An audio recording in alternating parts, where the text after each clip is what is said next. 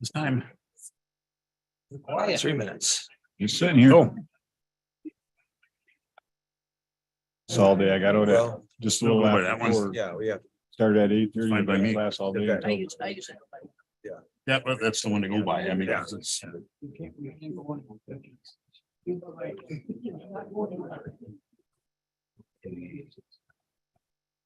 I'm also one of, Nancy, are you cool if you put on the, after the agenda, having you listed as our parliamentarian tonight? We, Or would you you rather go wait? into executive session if she asks for it. I've just formally, I'd Yeah. like to, Ashley brought her book. I forgot my Robert's rules. It's okay. She's got hers, so. Yeah. I just want to formally have. And she handed this out to you. So when we add, I'm gonna add you as item 14. What did he want? You need this? No. No. He just wanted to add you. What's, that's the new business? Well, yeah, it'll be under new business and it would be after the resignation. I've got to put, Oh, you gotta put 13 in? 13 in and I want to have Nancy being our official They parliamentarian had asked. Okay. because the prosecutor is under our procedures. We would have to change our procedures. Exactly. I don't have to worry about it. I Let me check. No, it's under our procedures that the prosecutor is, so we Right. change our procedures Okay. to list you as. parliamentarian. If you're gonna change the procedure, there's a second thing item under our rules of procedure, it says special meetings have to be notified by. Maybe not do that tonight, then. Well, Can we just add you as a parliamentarian without changing the procedure? Tonight? can, what I'm saying. Get rid of things. Yeah, change it to email. Gotcha. All right, that'll be item 14. Okay, sorry, I jumped the gun on you. No, that's right. Is that? So item number So they're gonna be another item, getting rid of the 14, facsimile? item 14 would be adding Nancy Yeah. as our parliamentarian. And then we will change our procedures to not have the prosecutor be our parliamentarian. It would be the clerk. And while we're at it, we want to strike facsimile for special meetings and add, Second, be 50. I think it should be, yeah. Oh, yeah. So. Item 14 Okay. is Nancy. And then item 15. Is the striking of the term facsimile and adding, replacing it with email. Those would be two separate items, right? Yeah. Well, those will be together. They could be under rules of procedure. I don't want changing your rules of procedure. So item number 14 then would be rules and procedures. Oh, And then the changes. well, would be Nancy, Material, and then rules and procedures are which way? So, Yes. so would we have two separate motions or could we do it all in one fell swoop? You do it either way. On the procedures, It's both under, they're both under the rules of procedures. Okay, so under rules and procedures, we would change Nancy as the parliamentarian. okay, and then also. And then we procedures. also strike the term facsimile and add email. Okay, got Special meetings. it, got it. So it's 14, I'll put 14 and 15 are together. Cause I Yep. put 15, so. All right, that's fine. 14 and All right, 15 got it. together. 13 is adding C gets law retirement lump sum payout. If somebody's retiring and lump sum payout and to fill corrections position. And we're ready to rock. Oh, I'm. We are starting the meeting, folks. So, boom. Thank you. Does anybody need an agenda? So there's also a sign-in sheet if you want to address the board on a agenda item. A regular meeting of the Delta County Commissioners is being held this date pursuant to the following call. In a letter to the Commissioners dated February 16th, 2023, and reading as follows. The honorable members of the Delta County Board of Commissioners, dear Commissioners, a regular meeting of the Delta County Board of Commissioners is scheduled for Tuesday, February 21st, 2023 at 5:15 p.m. in the boardroom of the Delta County Service Center and via Zoom. Sincerely yours, Nancy Presrocki, Delta County Clerk. Please rise for a word of prayer. Lord, as we begin this meeting, we thank you for our many blessings. We ask for your guidance to help our commissioners make decisions in the best interests of the citizens they serve. And Lord, we pray for the safety of our military men and women. Amen. I pledge allegiance to the flag of the United States of America and to the republic for which it stands, one nation, under God, indivisible, with liberty and justice for all. Roll call. Commissioner Melner. Here. Commissioner View. Commissioner Barron. Here. Commissioner Moyle. Here. And Commissioner Peterson. Here. Good evening, everyone, and thank you for coming. Give you an opportunity tonight. How the meeting is conducted. Thank you for coming. You will have an opportunity to address the board under public comment on agenda items. Additionally, at the end of the meeting, you will have an opportunity to address the board under a brief public comment. Thank you very much. We would appreciate when speakers are talking, if you could observe decorum and help us keep order, we'd be very grateful. Approval of the minutes of the previous meeting of the county board of 2/7/23 as well as 2/14/23. We'll move. We have a motion by Commissioner. I'll support that. We have a motion by Commissioner Melner. We have support by Commissioner Barron. Discussion. Yes, I have discussion on the minutes of 214 under commissioner comments. Get it to it here. Commissioner Melner commented about the. All right. We'll get there. Yes. I have the right ones here.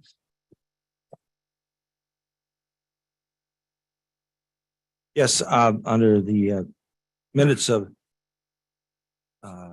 14, Commissioner Melner, his comment, and I'd like to see some clarification. And as part of his comment, he was talking about attending Michigan Association of Counties meetings, where, as it says here, were meetings where other commissioners never showed up for the meetings, even though the county was paying for it.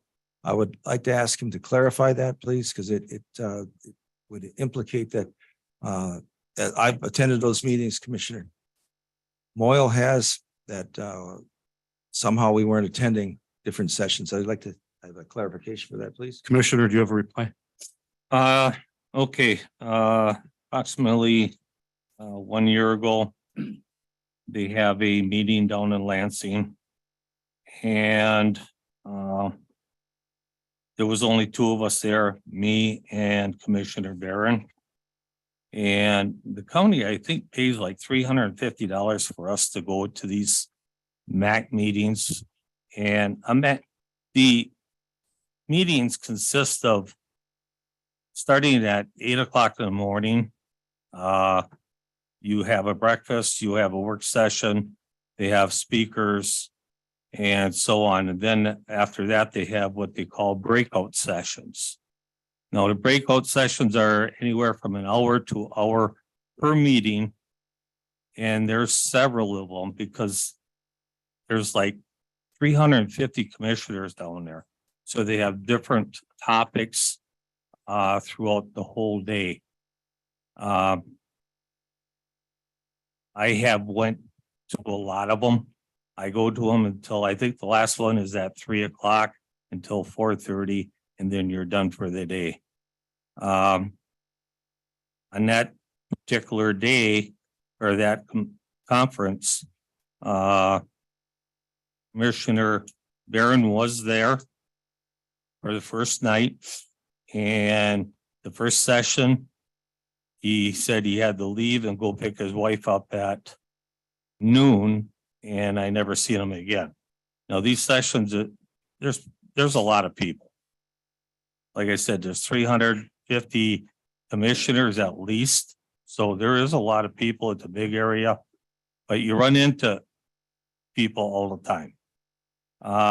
Another incident was we were at Mackinac Island for the fall conference. And that conference, same thing, you have your morning meeting and it's a work session. As you talk, they got speakers and same thing, breakout sessions. And me and Commissioner Barron bumped into each other almost all day. I never did see Commissioner Moyle at all that day or previous day. Okay, so So that's mainly what I'm talking about. are you alleging any misconduct or wrongdoing is what I think Commissioner Barron's asking. Am I correct in that assumption? Yes. I am not saying any misdoing. I'm Okay. just telling the facts that I see. You give a comment, sir? Just that, having attended these sessions, as Commissioner Mulliner said, there's a large amount of it. There's many different workshops that you attend. And, generally, as commissioner, I would rather go to sessions where some of my fellow commissioners here are not, so that we have a broader amount of information that we garnish. So, as it was written here, it sounded like that we were going, or we may not even have gone and put into the county for the cost. And that's what I was concerned about. And that's not the case here. And I've come back from those and reported at this county meeting about some of the sessions that we were at. So some of these sessions, as we had one in October out at the casino out there for UP ones, I will tend to have more speakers. If I find some information from a speaker, which they're generally general, and I was able to speak with two speakers after, and when there was other sessions that were going on, but it was to get further information. When I have a chance to talk to someone that is an expert in the field, and I don't know as much as I'd like to about it, that's who I want to talk to. And if I prioritize what sessions I want to attend. So, but I just took a little bit of issue with that because we're still doing the business of the county. We have to make the efforts to be there. And anyway, I just wanted to bring that up. And so that just to be a little more aware that the commissioners are doing their job. Thank you. In response to that, I remember going to the Mackinac Island Conference. We sat next to each other at a Robert's Rules of Order breakout session. And I will make sure that you see me probably more than you want to next time. But no, I've gone to the MAC sessions. This should make former Commissioner Johnson happy because you got that free training and we grabbed it. So you want movement on that or just? No, I just wanted to bring that up. Thank you. All those in favor of accepting, we have a motion on the floor. All those in favor of accepting the minutes signify by saying aye. Aye. Opposed? They pass.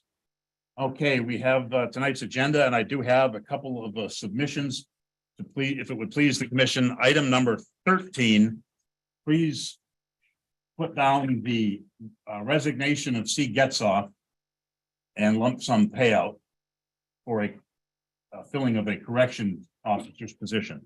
That would be item 13 under new business, and it would be the resignation of C. Getzoff.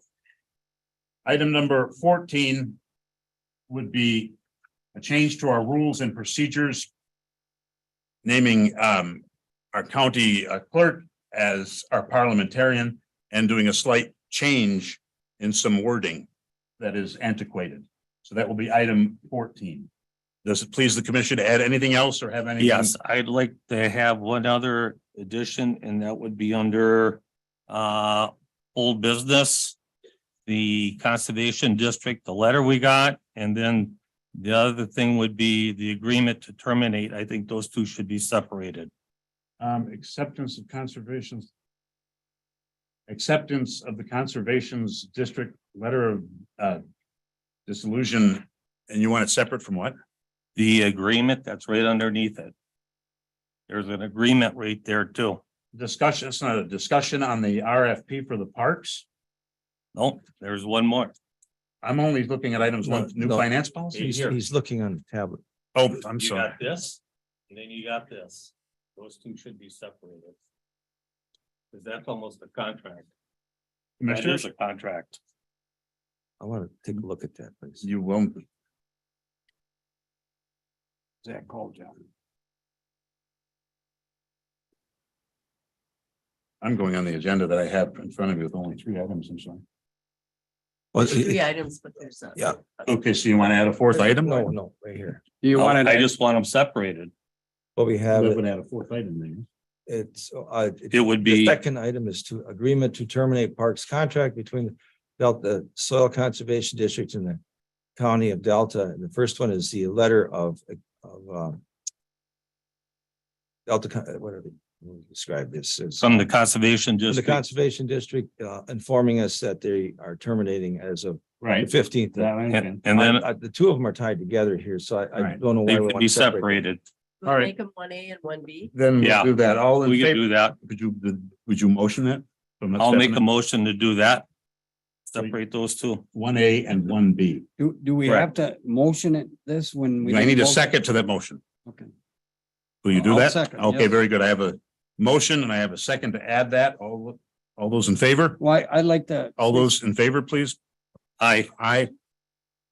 All right, now that's added. We want additional discussion, Commissioner?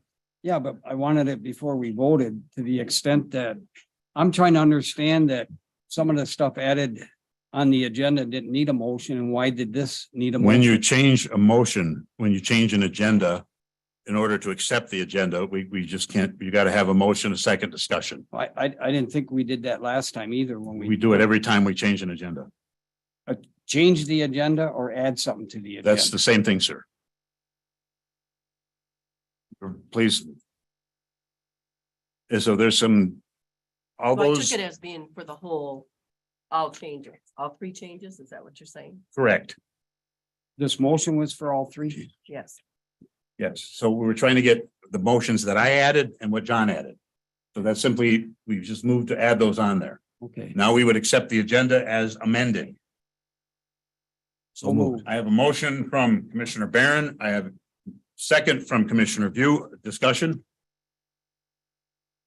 Seeing none, all in favor of accepting this agenda as amended, signify by saying aye. Aye. Opposed? This would pass.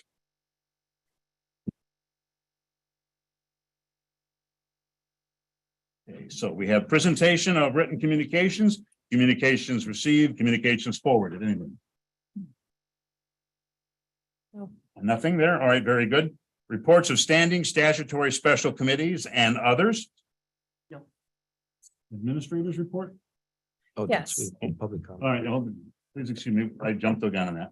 So we have no reports of committees at this point. Okay, very good. Public comment on the agenda items. And I have those right here. We currently have 5 people. We have Tom England. Please come on up. And thank you for your time.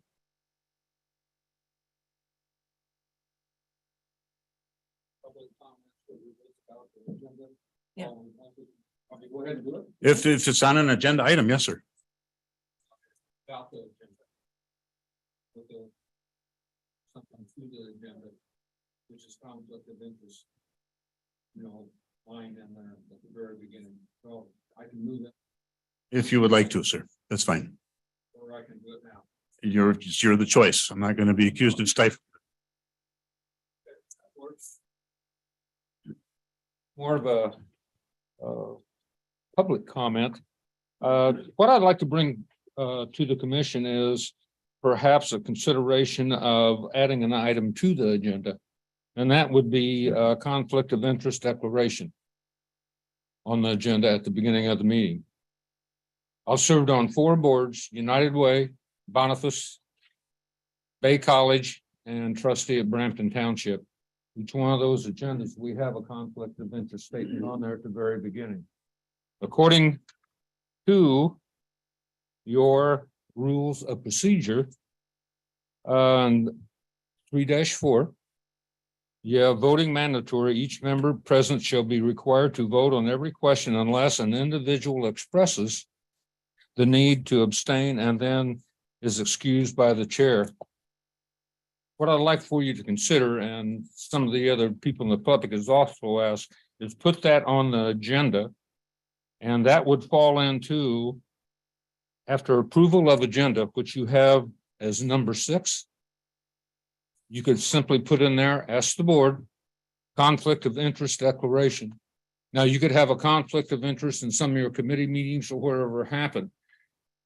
By the way you have it now, it's not brought to the public until there's a vote on something the committee brought. So this here would bring it forward. Very beginning of the meeting. You want to say that.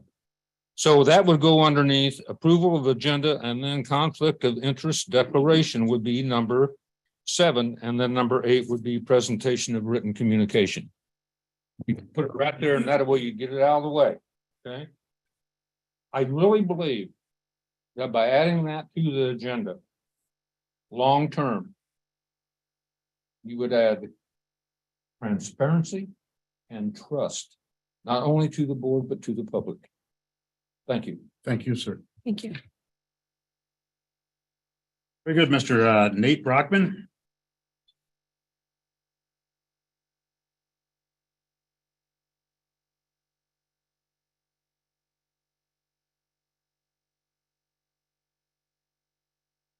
Thank you, sir. Thank you. My name is Nate Brockman. I reside in Wells Township. I live in Pine Haven subdivision for the past 38 plus years. I'm across the street from Pioneer Trail Park. My question to the commission is, why, when Rory Matson with the Soil Conservation District decided to terminate the contract with the Soil Conservation District with the parks, Fuller, Pioneer, and Saks Bay, that there was that he didn't step forward and approach the commission and state to you that to make the transition more easier, I have an individual that's been at the parks for the complete 12 years that the Conservation District has ran the parks, in Steve Weary. He has 25 plus years of park management experience. He managed the 7 parks in all the county buildings in Menominee County for 11 years. He has managed and ran 2 motels, built 1. He holds a building contractor's license. He's a very good public relations person. And I walk the park daily. I have for the 38 plus years that I've lived there. I'm very well aware of the things that go on in Pioneer Trail Park. I see what gets done, who doesn't. Steve has been a big asset. I just guess I'm really disappointed that his name has never been mentioned in the 2 months preceding the contract, and why it's even been brought up that it would be privatized. This would be a severe injustice to the taxpayers of Delta County. You have a Parks and Rec Advisory Board that's already been seated. They've had their first meeting, and from my understanding, it's gone very well. You can assign a commissioner to be present at their meetings. They can handle the parks business. Anything they can't handle can be thrown back to the county board, which frees you up from day to day. You can appoint Steve Weary, the park manager, hire an office help, and let Steve fill his summer positions, and the management of the park will go on unknown. You'll never know there's anything different, except funding will not be funneled through the Conservation District, then back to the county. It'll be directly to the county. And that would make a thing. And I've seen Steve in action. Steve does 99.9% of the boots on the ground work. He's the one 2 summers ago during the 4th of July when the water well went out.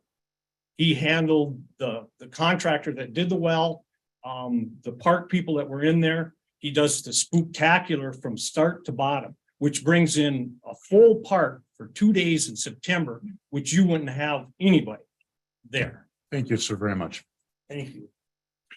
Christine Williams. We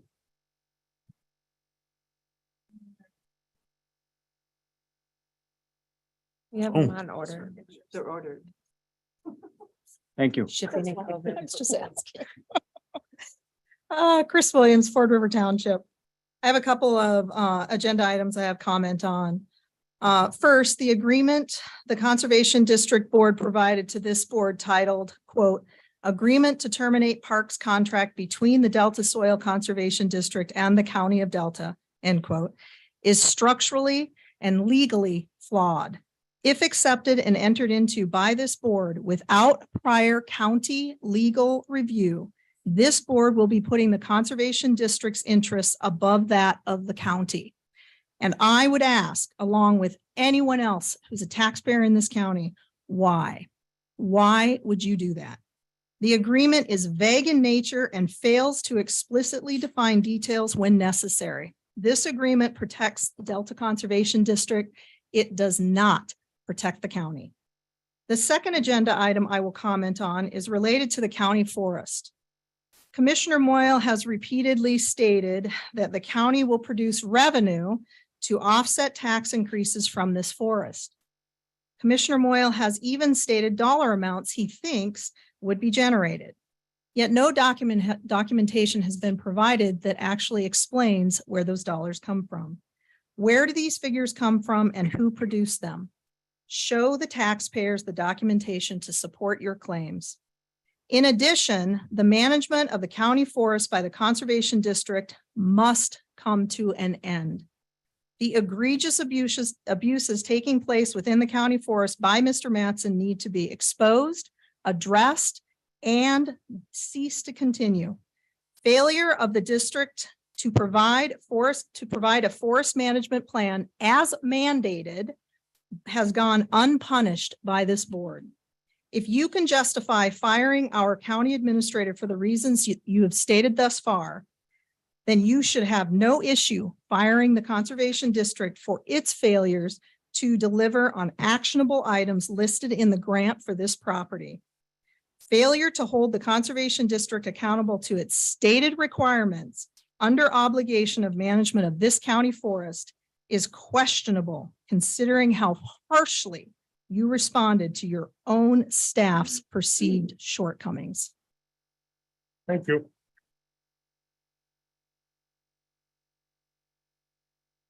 We have Stephen Benoit.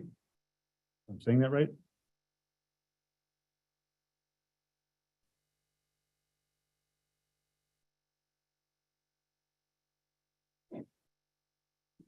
Thank you, sir. Thank you. My name is Steve Benoit. I'm from Wells Township. In January, the Delta Conservation District backed out of the contract or announced they were backing out of the contract. On February 7th meeting, Commissioner View, I believe, referred to a letter that was not only brought to you, but also to the Daily Press that asked you to reach out to your prosecuting attorney or to counsel to have that discussed. Again, during that meeting, Commissioner Malner also talked about asking for the prosecutor to look at this. Commissioner Moyle, you yourself, both times sideswiped that discussion and moved on from that discussion. My question is can anyone in this county now break a contract with you? Because now we are setting precedents. We are allowing people to do this. And as a county, we need to not allow that.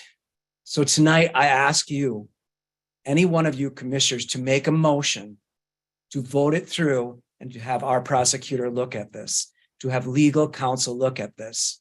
Set us straight. Make sure that we understand that you have our best interests at heart. And don't let us believe that you're in bed with Roy Mattson and the Conservation District. So we know that we can trust our commissioners.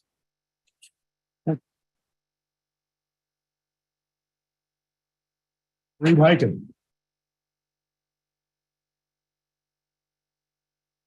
Thank you. Mr. Melner. Last week, you implied. I'm sorry, Mr. Melner, am I amusing you? Okay, thank you. I mean, at least give me the courtesy of not laughing in my face. Mr. Melner, last week you implied that you knew of commissioners not doing their job by attending breakout sessions. I have a question. How do you know that? Okay, I mean, do you know, if you know of commissioners that aren't doing their jobs, they're basically defrauding the county. And if they're defrauding the county, you are responsible, you are duty bound to report that to the prosecutor. Right? Why didn't you then go to the prosecutor? You know who and where these people were. Where were you when these breakout sessions were going on? Were you playing hooky? Were you perhaps pretending to be Columbo? Because you're not a detective. Okay. Or perhaps were you stalking these commissioners to make sure they were showing up in the right places? I mean, stalking is a crime. All right. We need order in the crowd, please. May we please have order in the crowd?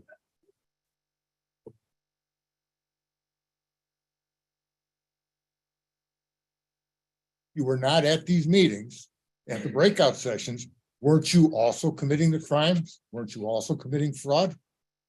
I expect better from you. Thank you, sir. Additionally, is there any other comment, please, on agenda items?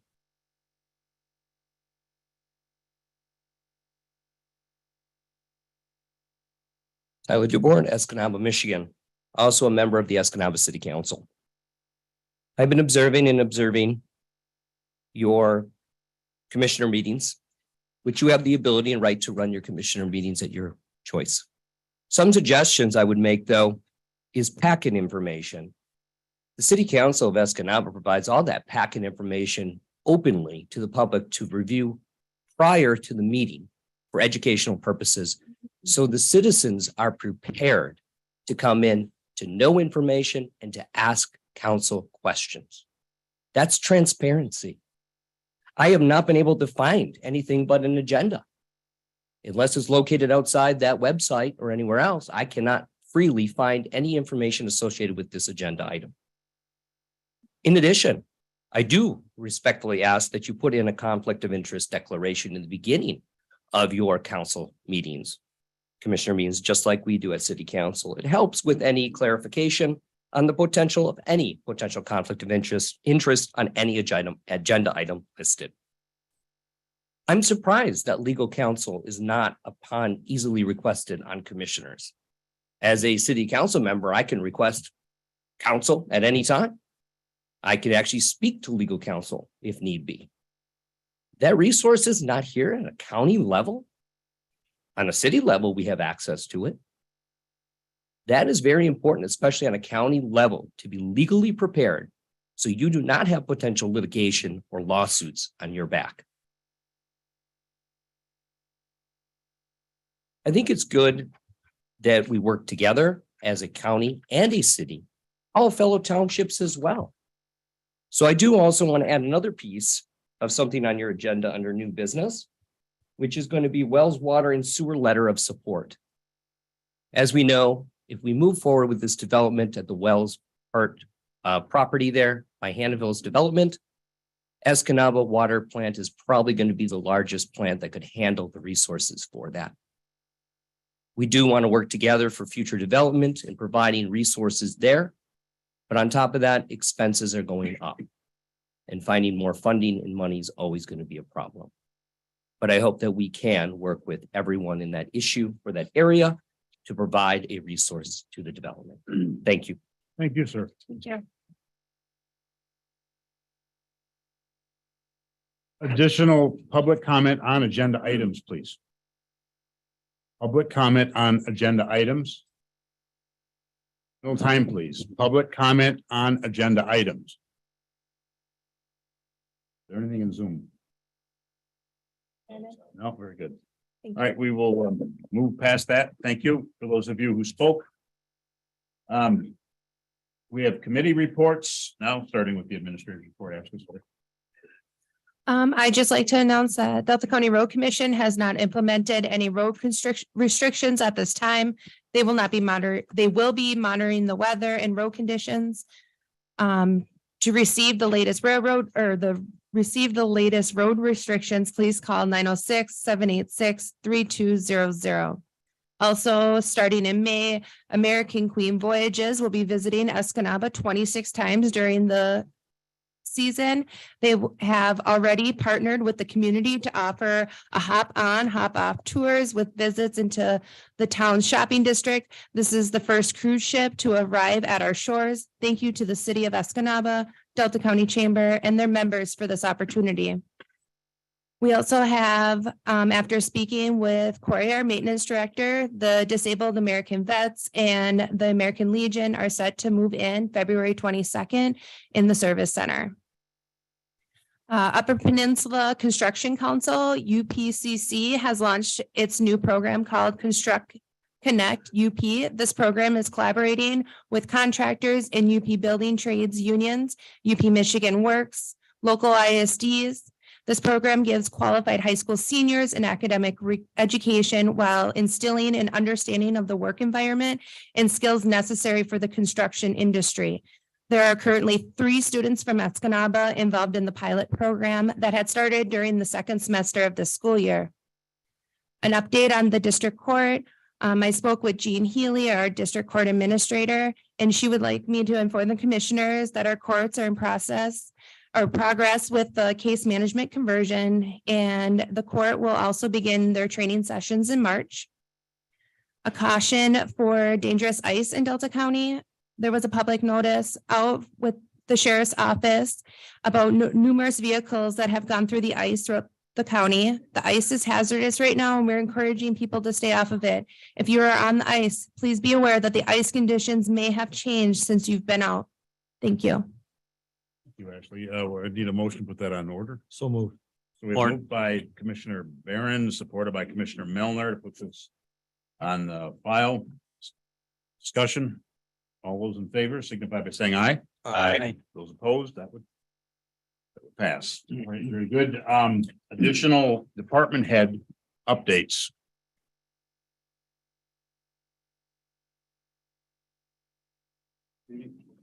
Jack Smith, Building and Zoning Administrator for Delta County. There's just a couple of things that we were working on in the past, and I'm just going to ask if we continue to do that. One of them is bringing our electrical inspector back to Delta County, getting it back from the state. It's been in the process already with Mrs. DeSalvo, and Sandy Karen worked hard on that. So it's already in the process.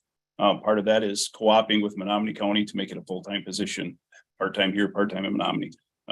I do ask that continues to move forward. There's a lot of revenue there that we're losing out on. And also the contractors here, I get numerous calls a week about that particular item. So please keep that in mind, and we'll work. Definitely. Actually, he'll work with you on that too. So the second one is also a co-op with Menominee County. Currently, I am the only building inspector here, cover the whole county. For example, I'm getting knee replacement surgery on Thursday, so I'm going to be off for a period of time. I will do my due diligence to keep things moving along with as I can, but we're working with Menominee County. They're on board with us in a co-op position, or if they need help, I go over there and help them. If they need help, he'll come over and help us. So I asked that we continue to move forward with that also. I believe Mr. Salvo had a contract in the works for that. Okay. So if that's something we can work on also. And then Ashley, for you, are we still going to have department head meetings? Mhm. Okay, that was the last one I have. So that's it. If you guys could keep that in consideration, that would be great. Thank you for your service, and we will try to move on these 3 items expeditiously. Thank you. Thank you, sir. Very good. Any other department heads, please? Updates? Sheriff. Yes, as the administrator mentioned, we've had quite a few ice calls recently. The ice conditions are poor. I'm just gonna update you on our airboat we had ordered last fall. We knew last fall, some of you may not have known, the airboat takes up to a year to build. So we should have it before next winter. And also we've discussed in department head meetings was courthouse security. Basically looking at the courthouse, securing the courthouse, metal detectors, package detectors, funneling all public through the front through metal detector. That's about it. Any questions for the sheriff? Cost projected. I mean, We did have projected costs on the courthouse. It's quite costly. The airboat, that's been approved. Part of it's been paid already. That's been done quite a while. At the last fall. Yes, sir. As of right now in the courthouse, I believe the only place for the public come in is through that front door at this time, correct? Yes. And there is not metal detectors there. We need some. Is that what you're telling us? Yes, we need metal detectors. I have a full report on that. I've gone through most UP counties courthouses. It started with Luce County. Even to get to the sheriff's office, I could not go in like this. My God. I had to secure my gun in my patrol vehicle and go in. I saw Chippewa, Mackinac, Menominee, Dixon. We are really we're not with the industry standards on courthouse security. Would you be interested in coming in during the informational workshop, the first meeting in March, so we could see what you need from us and we can get up to speed on that? Yes, I can do a full presentation to you on. And I Commissioner, thought we put some money aside from ARP money on that. You did put some money aside on ARP money. There was some. gentlemen, so you're comfortable with asking the sheriff to come to the first meeting in March for our commissioners informational workshop? I am. Yes. All right, well, consider that an invitation, sir, Thank you. and thank you. The other department heads, please. All right. Moving on, general orders of business, unfinished business. Item number one, Mr. Mattson. The acceptance of the Conservation District's letter of dissolution. And I will take the lead on this. It is with a heavy heart that I look at this board, and this is something that we need to accept, even though I don't want to. Gentlemen. Well, first of all, it says county parks and it should say parks, county property and soil and erosion. Item 1.1 or 1.A is the dissolution of them running the parks, or are they all tied together, Commissioner? Is that what you're indicating? Yeah, they're all tied together. On the first contract, it was all tied All together. right, very good. So it should also have that all on there. So we and note that the want to pop up here, please? The Because here it just says parks and there's sure three parts to it. There's a general term with the parks. Before we do a vote or whatever, go ahead. Do you have any questions for Mr. Mattson with this board? Mr. Barron? Like No. your wheels are rolling. All right, go ahead, Mr. View. I have about 30 notes here of calls that, and I'm very confused because I was given a lot of information on the parks and I don't know why it's such an issue to the extent that, like, first off, did we get a legal review of this contract? The contract, I mean, the termination part of it. no, we haven't sought a legal review to my knowledge, all right? It would be the county board that would make a decision. People have been calling for some legal activity. This was originally a handshake that turned into a more formal contract. And I don't want to get lost in a bunch of semantics. We are gonna it is my suggestion that regrettably we terminate or dissolve the current contract. I need order in the audience, please. Please be polite and try to maintain order. I appreciate it. Is it the board's pleasure to do a legal review? I don't think we need one. I would make a motion that we do for the simple fact that it should also put in there parks, county property and soil and erosion, all three of them. And I'll support that only because I do. We have a motion. We don't justify support. You have a motion and support, now discussion. Now you're welcome, sir. I have a lot of questions. I have a lot of documents that were given to me. I have everything from the Soil and Conservation District, which is a huge file here. And there's a lot of conflicting opinions and information that I need to have concrete to the extent that we're protecting the people of the county and our board. And actually, some of the stuff is said to be a legal opinion. In terminating a contract Yes. for and- services, Yes, and terminating. the only one that could move forward with this to a court situation would be this board. I'm looking for answers. I'd like to be able to submit answers to either you or to our administrator on the concerns of these citizens before we just terminate this contract. So I feel comfortable that everything that is being said to me by the public is answered. Understood, sir. Mr. Barron, do you have anything? Well, we've Don't even get- Commissioner View, Commissioner View, I hopefully I've not, I No, have more to speak, but this item A is the acceptance of the, The letter of resignation. well, the letter of turning it over back to us by the 15th of May. It's a very simple letter. It's the second part, which we would call 1B, that clarifies what's going to be taking place. So I would, as far as the We have a motion. We have a motion on the floor to seek legal clarification on this. I'm going to call the question because are you comfortable with this? No. I'm not comfortable on where we are. Duly talking noted, right- Commissioner. Duly noted. This should go to the prosecutor and have her read it. Okay. And that would be only if this board was inclined to move this forward to a legal situation. And I think that's what this vote is going to indicate.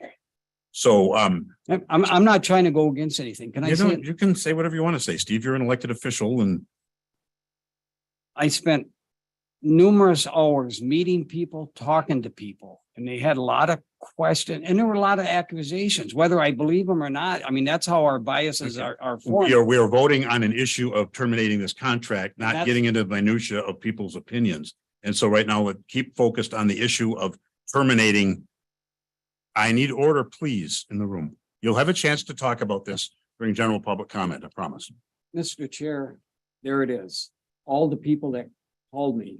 Understood and duly noted. I won't talk about what their issues are then, and we'll decide where we go, but I need to accommodate their The issues. motion first. on the floor right now is, do we want a legal review from our prosecutor on the termination of this contract? Can you read what, John, you made the motion? You made the motion, John made the motion, you Can seconded you it. read that motion back to me so I understand that? Excuse me. Moved by Commissioner Melner and supported by Commissioner View to seek a legal review from our prosecuting attorney. Okay. I'm going to call the question. Roll call, please. Melner, Yes. View, Yes. Barron, no. Peterson, No. and Moyle. No. All right, very good. I would make a motion that we accept. I would make a motion that we accept the dissolution contract set forward by the dissolution of the contract set forward by the Conservation District. Support. I have motion. I made the motion. Commissioner Barron supported that motion. Additional discussion. Folks, I need order in this room, please. Commissioners, is it possible I came here with a statement from my board? Would this Please. be the time to do it, or It's part of, it might help out Commissioner View too? we have. Please maintain order in this room. Please maintain order in this room, sir. Yes, so I just want to be clear. Right now, we're dissolving the whole contract, forest, parks, county properties, the whole shooting match, or is that going to be explained by Mr. Mattson? It might be explained by Mr. Mattson's statement. Okay, I met with my board members individually since that letter was written. Because obviously there's a lot of public that weighed in and things like that. And basically what, a lot of the comments here in the last year has been to get rid of us, one way or the other. And now we're hearing from those same individuals that they don't want us to go. And I think there's reasons, but whatever. So I kind of came to the board and I talked to each one separately in the last week to say that maybe May 15th is too fast. Again, the June date was put in there by us. And the reason that that letter even came here is basically when we started these parks, we were the liaison to the Delta County Commission for 2 years. We helped put in a beach at Fuller. We opened Fuller one time when we didn't even know, we weren't even contracted to do the parks. That's when Gary Brantz had a jury duty, got a call from Kelly Smith and she said, can you help out? And this was the Wednesday before Memorial Day. And I think a lot of this had the reason why the commission back then said that if the conservation district won't take a stab at this, we're going to close the parks. That's why we did it. Conservation district has never had to do the parks. I know commissioners that have been on this board, including Commissioner Moyle and Commissioner Melner, has heard me numerous times to say that if the county can do it better, then take it back and do it. What has happened in the last few years since Ryan Bergman left, and Ryan, I remember many times cautioned this commission on saying, if you're going to let people come here and completely, give in to individual wants and that, the conservation district cannot run these parks. And we agree 100%, no problem. And I'm not trying to say people can't come here and talk to their commissioners. But if we're not in charge of the parks, it's the mommy daddy syndrome that we talked about. This has gotten terrible since Ryan Bergman has left. And it got to the point where we're having a hard time running them. But we moved ahead with an agreement for another 10 years. And we were very outspoken why it had to be 10 years and long term. You can't ask anybody outside the county, whether it's a district, the Boy Scouts, independent, to run something year by year by year. How do you hold employees? Because we had 16-year employees ready to come over to back this county. The first 4 years we did it, it was a total handshake. We had no agreement. It was Commissioner Rivard that pushed hard to get the 8-year agreement from 15 to 22. We tried to do the exact same thing. What we had was through that whole negotiation, we were told that the parks were not a priority. And I do understand that probably, I don't know what the number one priority is in this county, but it's probably the sheriff's department and the jail, rightfully so. But that doesn't mean that the parks should not be a priority. What this county has given us to start is 1/3 of 1% of the entire budget. So the district has never asked for much. We did it on our own. We have come here through those 14 years to ask for projects if the county wanted to do them. If they had extra money, they did them. If they didn't, they didn't do them. So we used our own employees. We used volunteer help. We did everything, receiving 1/3 of 1%. And then when the new pavilion was built, the county commissioners wanted us to pay back $150,000 of it that I'm guessing they pulled out of general fund. The rest of it was grants. The rest of it was everybody helping out to get that $400,000 pavilion up there. So if you take that out, then we went from 50,000 to 32. There seemed to be, through the negotiations, a huge problem with increasing the 50,000 to 75,000. My board wants me to get all this out and see how many other people would have hung in there and actually didn't just cancel on June long time ago. Is the reason for that is COVID hit. And businesses, which we were basically running for this county, problems everywhere. You see businesses that closed, every place in the United States had a heck of a time. The parks, the fiscal year starts on October 1. That's at the end of a camping season, but that's when you have to have some type of revenue. So we normally carried over about 25,000 just to make it, knowing the county's 50,000 was coming right behind it. And they were fantastic in doing that. Never a complaint. That got there probably the first 2 weeks in October. You always had to request it. And I've heard things, that people say, well, they're requesting it. That was the county policy. You had to request it or you received nothing. So basically, we have employees on, we have bills to pay, and we had to go all the way till March to have it up where people started booking to bring in new income.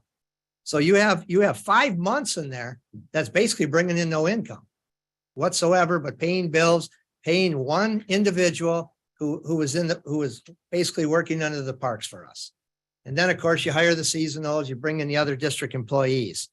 So besides being told from, your administration that parks are not a priority, what does that tell us? Well, if it's not a priority for the county, why is it a priority for the district? We're just helping to try to run this thing. The other things that we were told was the 25,000, there was no way it was impossible to come up with it. Everything was booked. I sat through your finance meetings from last February all the way through to August. It was funny, other money was found. Also, the COVID money also came up. We went into that and we argued hard. Not for the district. There's no money that we asked for COVID. They were projects because the county got $7 million. And first we heard basically announcement at one of the meetings, there were no stipulations. Then later there were stipulations. Then later there weren't stipulations. So we argued very hard for the citizens of this county to keep the recreation going at the park. And we were granted by the previous board $205,000 for projects in the parks. And we expected some of that in September or October at the latest. We were going to finish projects that still haven't been finished. And basically, we never got that. So according to where my board feels, that's where the contract on the county side started to slide and basically was not honored.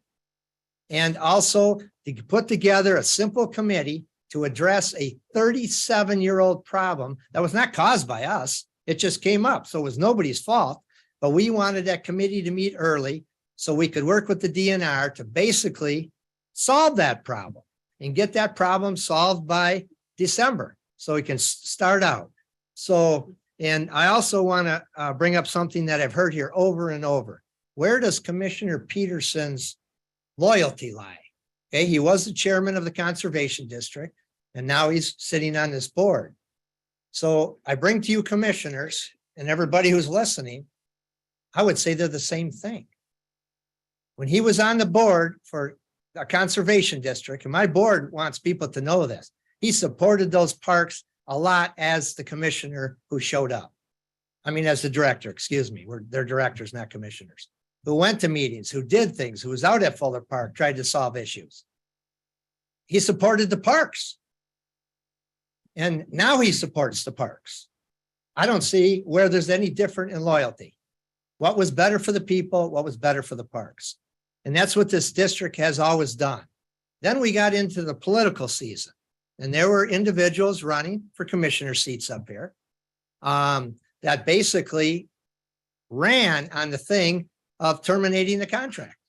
Now, they might have waited till June, okay? But why would a conservation district or anybody else, knowing if that board would have changed the way it did, why would we want to be there? Why would we want to help? You know, very few people from the county ever showed up to help with anything.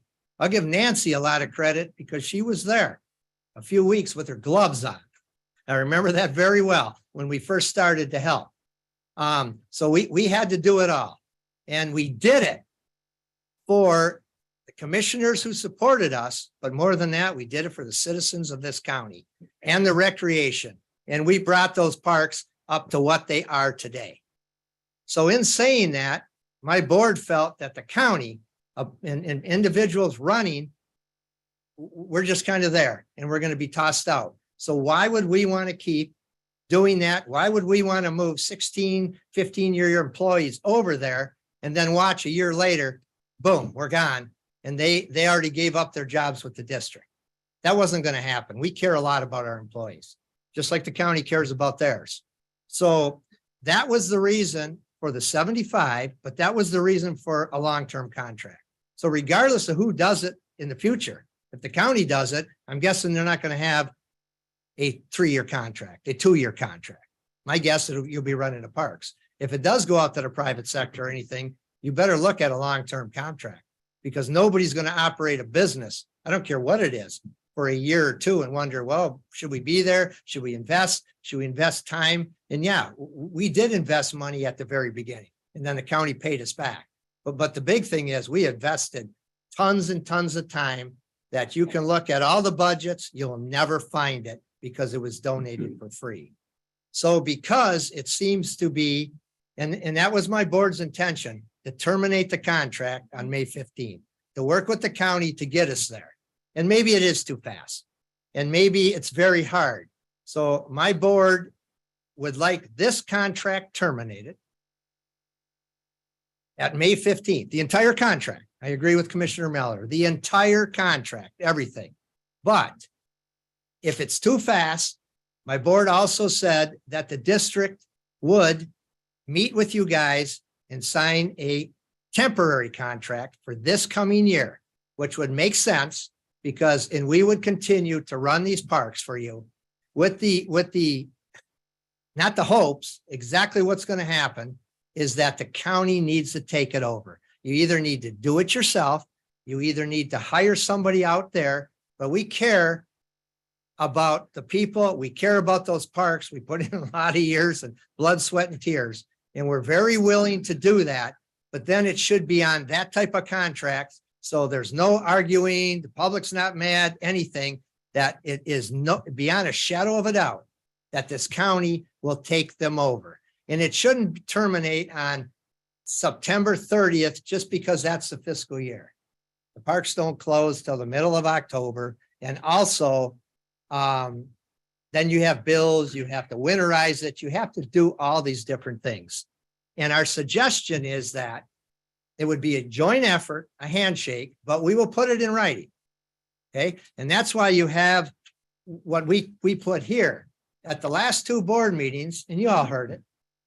People said that we got $100,000, and they're correct. Okay, on October, whatever date we asked for, let's say October 1. But we dreamed that we would run out the door with it. But I heard it here, and I've heard it every other place, that we're just leaving and taking 100,000 and the hell with the county. No, that's not true. I mean, that is not true, and we've never done that.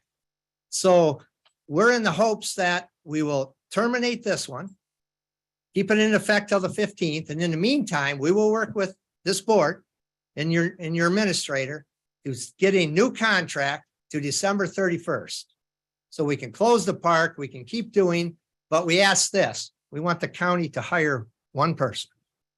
And the reason behind that person is then we can work with that individual to show them everything we've done and how we do this and how we do that. They don't have to do it, but at least they're not walking in blind. So no matter what, if we said in June, okay, we're out of here September 30th, you got the same problem. And I guess we don't want that to happen. We put a lot of time, effort into there. My board says, yeah, we're probably a little hasty, but the problem is when you're told it's not worth this, you don't get some money that you were promised to keep doing your projects. Well, what good is this contract? And then to hear commissioners that were sitting there run to say, we're getting rid of it. People who are running for the board say we're getting rid of it. Why would we want to do this? So that's kind of coming from us. But again, we've never ran out on this county, anything we've ever done. And we won't if we work like we started. A handshake, but we will put it in writing because that way it solves it's transparent and basically exactly what the rules will be. But we will stay on one more season to keep this running for you guys and the people mostly than anything. So I don't know if that helps or doesn't help, but we feel that's a real fair thing to do. But we want a new one. So beyond a shadow of a doubt, county board isn't blamed in the fall. We're not blamed in the fall. It's just time to move on for both parties. And together, this county and the district has really done some wonderful things in those parks. So I hate to, go out on a bad note, and I'm sure you guys do too. But that's what we're willing to do. Mr. Peterson, looks like your wheels are turning. You have a question? Yeah, so what you're telling us is the end of September, you wouldn't just leave, you would hang out until the parks are closed down, winterized, and teach whoever we have coming in, teach them what has to be done every year from start to finish. And yes, at least they know. They may not do that. They may have their own opinions on how they do it, but September 30th is a dumb date. The reason that was in there, that's a fiscal year, right? So units of government do dumb things. So the conservation district and the county should have said, well, that's got to be the dumbest date in the world to walk out, but it could have happened. And so, that contract, like I said, the first 4 years was a handshake. The last 8 was basically a handshake. There wasn't a lot in that contract, but a handshake. And it's the same thing going forward. So we're willing, if that thing gets off the board, we put in one that makes sense for the rest of it. We work with you guys, we work with this county, and we provide something for the citizens of this county, as we've been doing for 14 years, and make this a good party and keep those parks right up to snuff. Baron? Roy, I want to thank you for that presentation. You've offered a very amenable way to part ways, as you've mentioned. And I thank you for that. Because it takes a great deal of pressure off this board. And I thank you for that, but also it gives us a task that we have to get done. Correct. So with that, I would make a motion of the acceptance of the Conservation District Letter of Dissolution of 1A. And, We have a motion by Royal, oh, and a it's a- second by you. This is discussion. oh, excuse me. Okay. Additional discussion, gentlemen, So, I have a couple comments. that I Commissioner hope- View, That I hope I can you can make. out because I'm thinking there's a lot of stuff happening here where It's okay, Steve, just go ahead.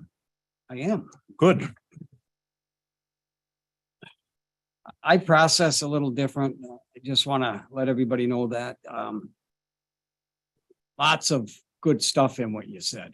I'm not denying that, but I still have a lot of issues with, basically, I wrote that, can't we just do this agreement for 1 year and then just pull out on the rest? Because I don't know what else you want to add into. That's what I'm saying, Commissioner View. Okay, so everything will be the same, the cost and everything, nothing's gonna change that. We're not asking for any more money, if that's what you mean. So there's no money change. But the one thing that we want to see is from this board, because you guys make the decision, not from anybody else. It's this board at this time. Is county parks a priority? And if they are, we're willing to help in this transition. But the other thing in the motion, if you could, we need a new contract because this one makes no sense. If we keep it up, we're going to let you know in June and we're out of here on September 30th. So it's not good for the citizens. It's not good for the district. It's not good for this board. So up to May 15th, we will get together with you. That's what my board said. And we will do another one from May 15th to December 31st. Can we have a joint meeting? Well, yeah, we got to get together I somehow. mean, the 5 commission, a public meeting, Yeah. 5 commissioners. The other thing is the priority of the parks, I have checked with administration that I was involved with. And it is a priority. It's just not the top priority. There's public safety, there's other things. So saying that it wasn't a priority, just about anything on the list that the county services have is in a pecking order. It's not that we want to renege on some of the other things as more important, but revenue and money being spent and resources has to be put in the proper place. I understand that, but we were told right out that parks are not our priority. Okay, I'm just telling you what Right. I was told. Right. I mean, that's. And I where had board members at the meeting, but again, That's we're- where I'm right, confused. we're 1/3 of 1%. Not even 0.5%, 1/3, and we already have it. And whatever money in that contract, whatever money is left goes back to the parks. It does not stay with the conservation Well, district. I have a lot of ideas for the park and this is not the place to do it, but I would also remind you that I am a business owner and when people throw a loop into my business where say I can't get employees, I can't have this, I don't give up on it. Right, but that's You not know, our no- business. No disrespect intended, but No, I know. a lot of your comments No. meant because you couldn't Where we're trust employees or the direction this county was going with the parks, but I would have just fought through it until it came to that point. But you personally got to myself. understand, Commissioner View, if that was our business or we own the parks, yeah, because it's ours. But when let's say your business was owned by somebody else. Well, then then it's all- then I wouldn't care. Well, it's the same thing here, right? Because we don't own it. That's what I'm trying to say. So I think we can come up with something for the people and push through this. And then at the end of the camping season, literally have people who are county employees know where they're going and you guys make the decision then, whether you keep it going or Clerk, please, whatever. Rocky, can I get you to but it'd read the be motion, together. please? We just, somebody, this is clear in everybody's mind. We have a motion on the floor in a sec. Will you please read it? Moved by Commissioner Moyle and seconded by Commissioner Barron to accept the Conservation District Letter of Dissolution. All right, now I would like to add addendum to that, and that would be, and to create another contract, a temporary contract with the district. By May 15th, correct? Otherwise we have a problem. Correct. With the deadline of by 5/15/23. and I'll support that. Okay, so you support the addendum. Additional conversation, sir.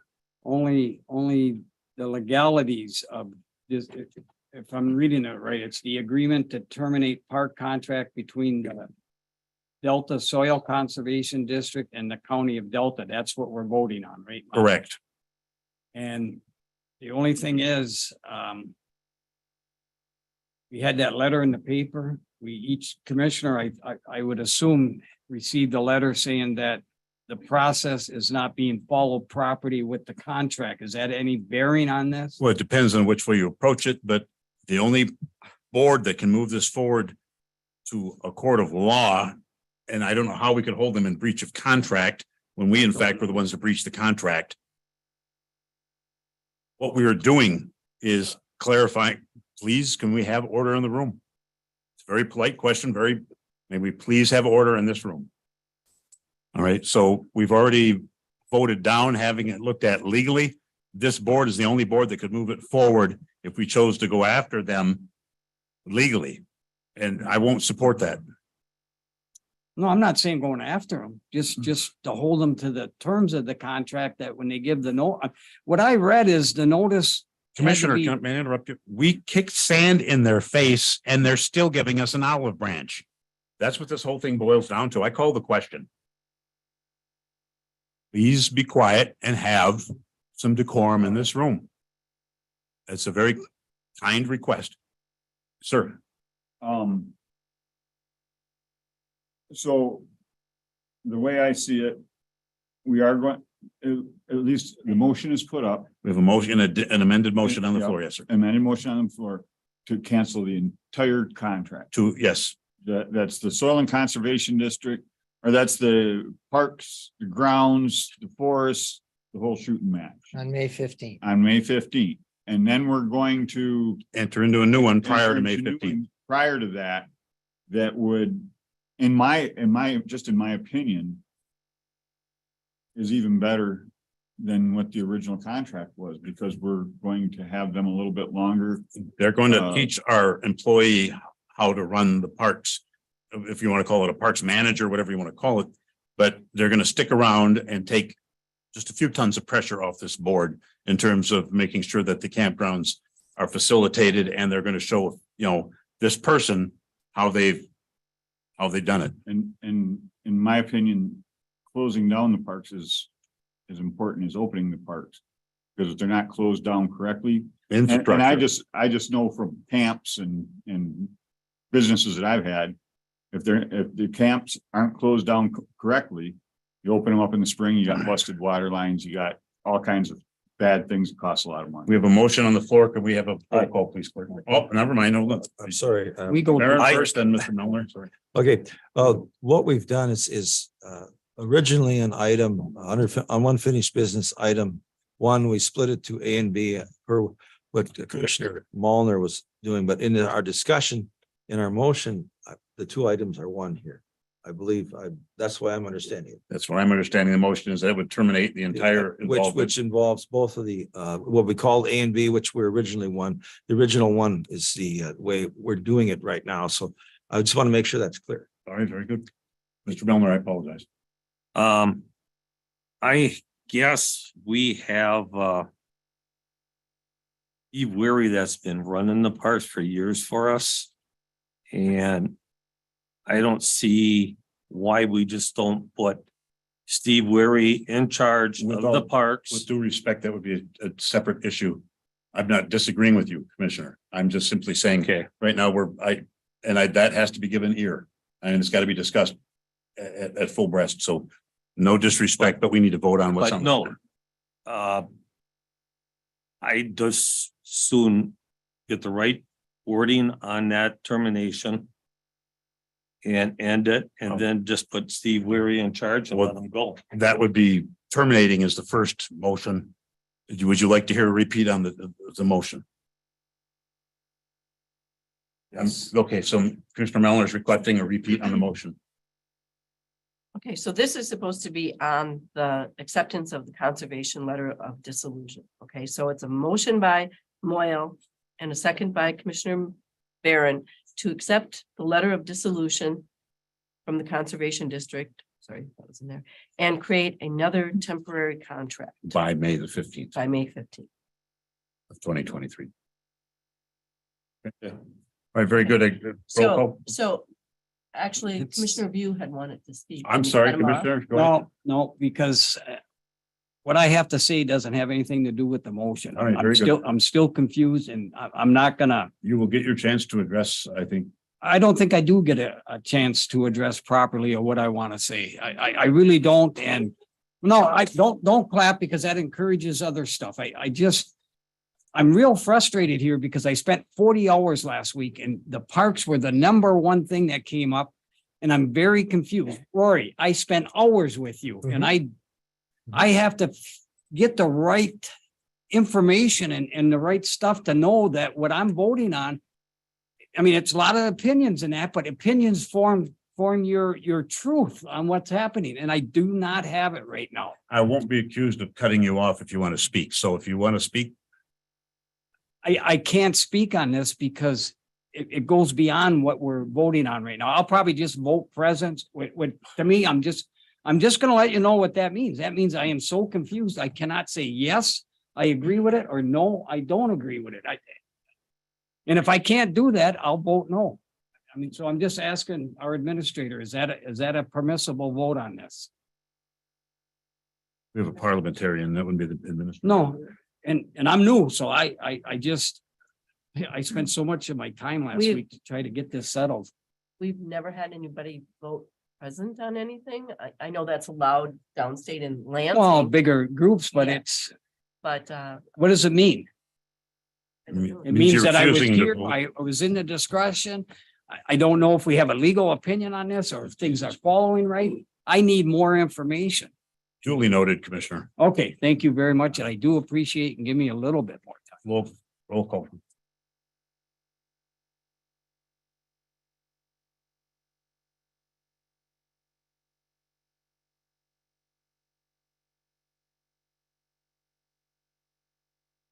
I think Nancy's checking into your request.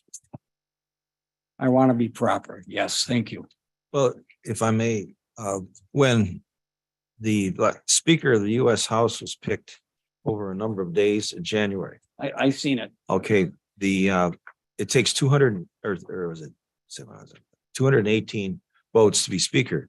Our Speaker, present Speaker of the US House, Kevin McCarthy, was only 216 votes. There were 6 votes that were present. So Until something was well, figured out. just- They're no, that generally is what it takes is 218.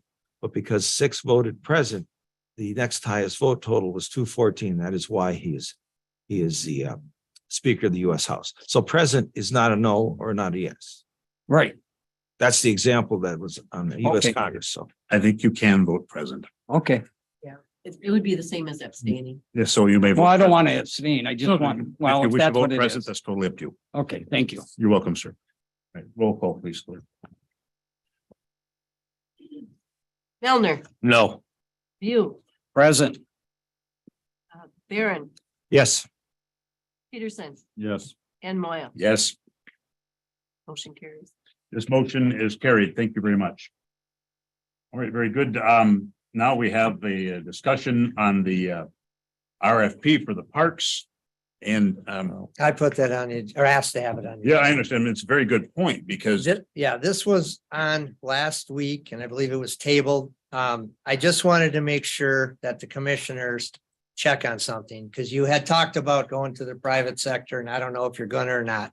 But if you do, I believe the reason that the county could sign with the conservation district is we're another unit of government. And in the state of Michigan, if you look, you're gonna find out that cooperating units of government can get together and do contracts. That's why the DNR now does the Forest Service timber sales to help them out. So the only thing that I remember during that discussion, and it's a long time ago, but I believe I remember correctly. There may be union agreements that this county has made. We just ran into Fuller Park, right? 37 years ago. So if you're going to go to the private sector, or even think about it, please check somewhere. I don't even know where you'd look. if the administration has it, but the unions, I guess, have it, and make sure that you're not violating any previous agreements, contracts with the unions, because in the parks, you're gonna have laborers. You probably wouldn't with the manager who's running the entire park system. That's the money, that's the inside, that's the outside, the whole thing. Basically, but the workers, there may be a union agreement with this county. So that's all I put it on there for, to please check that out. So unions aren't mad, people aren't mad, and the county board isn't Would getting the yelled board at. be comfortable asking administration to look into the potential of hypothetically hiring an outside agency and if it would conflict with any union agreements? I don't have any problem with that, but I also want to have it like a hybrid. I've talked to some of the county employees that are willing to, the maintenance department, willing to head up the maintenance of the parks. Matter of fact, they're looking forward to it. And I've also talked to a lot of people in the townships. They feel they should have a say in the parks in their township or their area. So I said, well, how do you do that? They said, well, maybe an authority board or a liaison board under the umbrella of the county parks. And then one member of the community would be on that board from that area, and then a commissioner or two and a couple of the general public, and they run it as a standalone, just as a standalone where all the money goes into there, all the money stays there, all the money. And then the county still has the maintenance part of it so that we can make sure that it's up to date. There's a lot of options there. I mean, Well, the and good these thing- people are smart, they're telling me that this is what we'd like to see. The And good I'm thing, not saying Commissioner everyone. View, is you have a long time now, or longer time to do that, but also know history, the parks were run by an authority. Yeah, and it didn't airport. work. I checked. No, not the airport, the parks were. We took over from the authority, not the county. It was the airport manager was the head of the park authority. It actually got moved to the assistant airport manager Well, on the authority. that entity, I realize that because I checked into it because I wanted to know where did this come from and where is this going? And so I did find out But you have that a lot of time. Are you comfortable asking Ashley to look into it to make sure that we All don't the options. offend our unions? yes, All right, so please just be advised that, checking out union agreements and very good. And thank you for your concerns. Any other discussion on this issue before we move on? We didn't do 1B. 1B on the agenda is listed as, Agreement of to terminate the parks contract. so you're talking about the soil and erosion and the management of the forest. No, this document. That document. We did that. As I understood it, we voted that. Yeah, we referred, I made that, I spoke to Commissioner that. Barron We had made referred that, brought That that the up. two are actually one as they were originally on, and that's how the discussion went. So actually, the two of them fell under that acceptance of the conservation district letter. of Well, that's the dissolution. why, that's why we, Folks, I had it separated. we had, Commissioner Barron had made that point. We agreed upon it as a board before we voted. If we want to visit that under, old business under another meeting, we can. But we're moving on to the, Well, then I would suggest let's do that at another meeting, Okay. 1B. we can, I tell you what, I'll get with you. And if, I'll make sure that you're happy with the agenda. Right? Yeah. Now, discussion on the finance policy. This would be item 3 under old business. Commissioners Commissioners Barron and Peterson, you are the finance committee. There's been some discussion. We're not voting on anything tonight. I would like to take this issue and move it back to the finance committee so they can come to us with a very definite structure of a policy. What I've seen in the past and what I would like to discuss and what I would like to make sure this doesn't happen is on Monday, the finance committee meets and it's being voted on board approval on Tuesday. I think the vast majority of you would like to see more time and have more time to study stuff. Am I correct with that assumption? Yes, you are, and I think Commissioner View has talked about needing more information. This would take us down that road because finance is a key part of what this board does. Anybody else? I, I've been looking for that since we got here, that since I was seated to everything can wait, but most things can wait for 2 weeks where we can discuss it, bring it to a board meeting and then vote on it at the following meeting to give more time. And I don't know if it's possible or not, but one of the other things I was looking to do was the finance committee meeting, have it recorded somehow so that the other commissioners or the public can go through and listen to what happened in the finance committee meeting. So when we do come in, there's more information for us to deal with. Very good then. Anybody else? Commissioner Mellor? This purchasing and procedure, is that what we're talking about then? We're talking about Commissioners Barron and Peterson taking back to the finance committee creating a structure to bring to the board of a new finance policy. So I would be on purchasing, yes. Okay. What's the issue as far as been happening that we need to? I can't relook? speak for other commissioners, but I can tell you that what I've seen as an issue is you get something on Monday morning when we used to have finance committee meetings.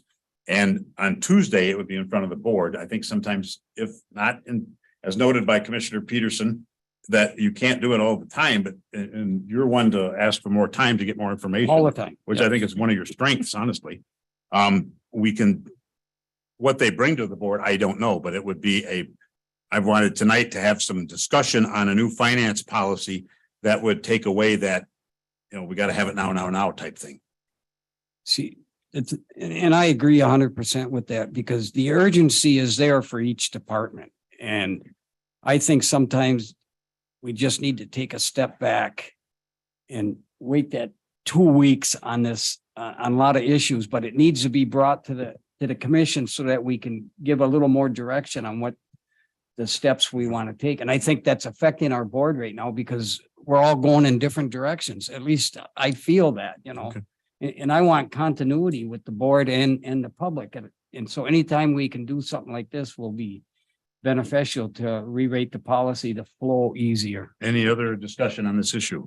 That's what you're talking about, right? Yep. So then we will send it back to the finance committee. Bob, if you would schedule a meeting with administration and come up with some kind of game plan and send it to the full board again, we'd be obliged.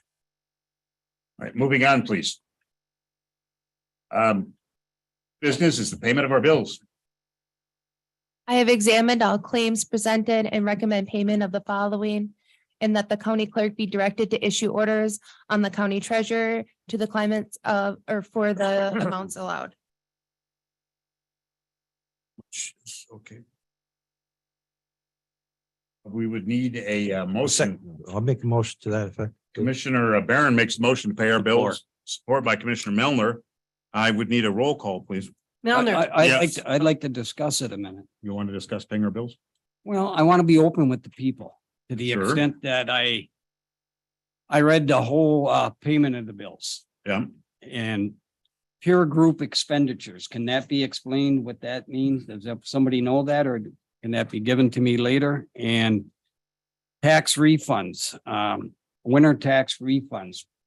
And I see it's being given in all the different departments. And I know a lot of people that are getting them refunds. Okay, let me stop. We just so happen to have a controller here too.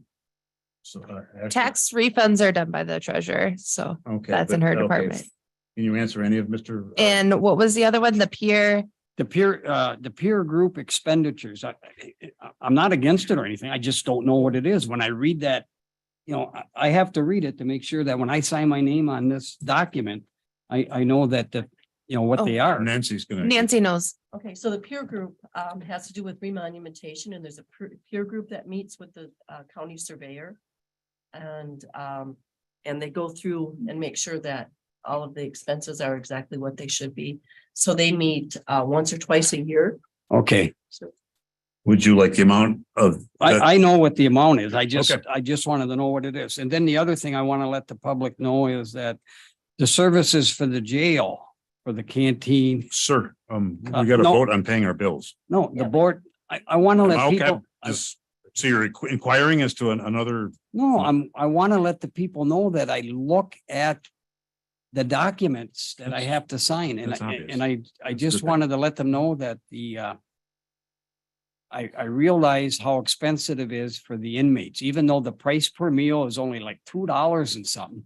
We are paying, and this is just for your information, $6,858 for 1 week of meals, up to $7,131. And I think the public, that's what they're looking for, is some of this information. And each time I come here, I would like a little bit of time to explain that I'm signing to pay the bills and what some of the bills are, because it's news to me and I think it's really great. in this board's defense, we did do that in a previous meeting, sir. So it's not like we voted because of inflation to increase. 10%, but right. it does, this equates to what the actual cost is. I think you can get a better grasp on the, wow, that's a lot of money to service the inmates for a meal. You know, and I thought that's pretty reasonable. I'll pass it like nothing, 10% increase or anything, but I said, I want to go there and get my meal, but overall, the cost is huge. Well, I got to have a little humor. You're all right. I don't want to be an Is there inmate. anything else, Commissioner? Because you're on a roll, so I'm just gonna let you go. Is there anything I else? don't want to be on a roll. No, I it's just want good. to be, It's all I right. want to be transparent and I learned what transparency is, explaining why you do things, why you sign things, why you pay for things. And I'm going to encourage the rest of the board to start making comments like that, just to be out in the open. And if I make a mistake, no. And if I make a mistake, that's okay. I can handle that too, because I might say something too. I'm supporting the people beside me, all of us. So, thank you. Thank you, sir. All right, can we have a roll call? Please? Yes, Commissioner Milner, Yes. View, Yes. Barron, Yes. Peterson, Yep. and Moyle. Yes. Okay, the financial year 22-23 HMEP grant application. We have our emergency management director here, so. Mr. Geyer, how are you, sir? Good evening, I'm fine, sir. The HMEP grant is done by the Michigan State Police. It's for my department and the LEPC committee to prepare what are called 302 offsite response plans for the various facilities we have in the county that have what are called EHSs, or extremely hazardous substances, at their facilities. We have about 11 or 12 of those facilities. I can't remember the exact number in our county. We have offsite response plans that I prepare for the state. They reimburse us. That's part of this grant. And then they also supply an assistance grant that pays for our tier 2 manager subscription, which allows me to go in and receive those tier 2 reports from the facilities and also upload our offsite response plans. The one other thing that's required as part of this grant is I submit to them an LEPC officer member record, which is recommended by your board. This document that I included with your packet, that gets recommended to the state board and the state board finally approves it. The only change that I would need to make from the date this was submitted to you would be the Delta County Administrator position on the document. But other than that, it is all set and ready to go with your approval. So I would need a motion to approve this. So moved. Moved by Commissioner Barron, Support. supported by Commissioner Melner. Additional discussion, questions for Mr. Geyer? All those in favor, signify by saying aye. Aye. Aye. Opposed? This would pass. Thank you, sir. Thank you. Great. Title III proposed projects. I'm going to stay right here because this is mine as well. We have something, it's a federal document or a federal law that was passed in the year 2000, the Secure Rural Schools and Community Self-Determination Act. It provides funding from townships or for the townships that have or counties that have national forest where they don't pay taxes on those. This is a payment in lieu of taxes.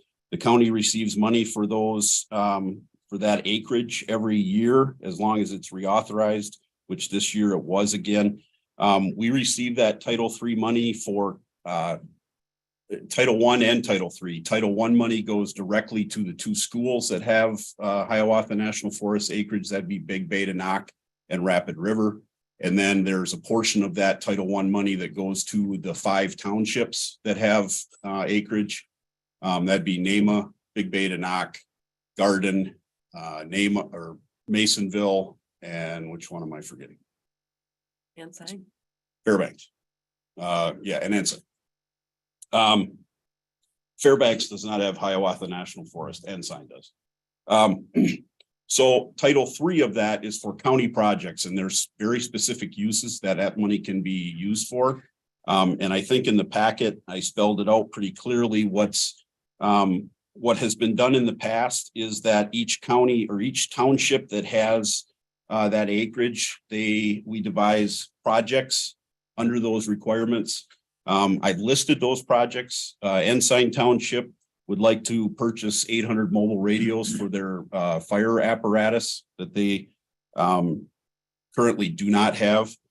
Garden Township wants to purchase a side-by-side for fire and rescue operations that they could utilize in the Hiawatha National Forest. And then Masonville Township, which includes Beta Knock, because they provide the fire services for Beta Knock, would like to purchase an actual a pumper, a new fire truck with some of the monies. The monies that they have is divided up by acreage. We have some carryover money from previous years, so that's why the amounts are what they are on the sheet that I gave you. And Nema Township does not have any projects that they would like to do this year.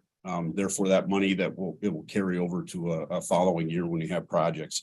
We have to post a 45-day notice in the local paper for public comment. After that public comment, the board will authorize moving forward with RFPs, depending on that public comment. We usually give about a month to receive those RFPs, and then it comes back before the board again to finalize those projects and allow it to go out for purchase. And I included in your packet a sample of the ad that we would place in the daily press. Gentlemen, questions for Mr. Guyer? Need a motion on this? So moved. Support. Moved by Commissioner Barron, supported by Commissioner Melnar. Additional discussion? Yes, Paul, Mr. Guyer. Either or, doesn't matter to me.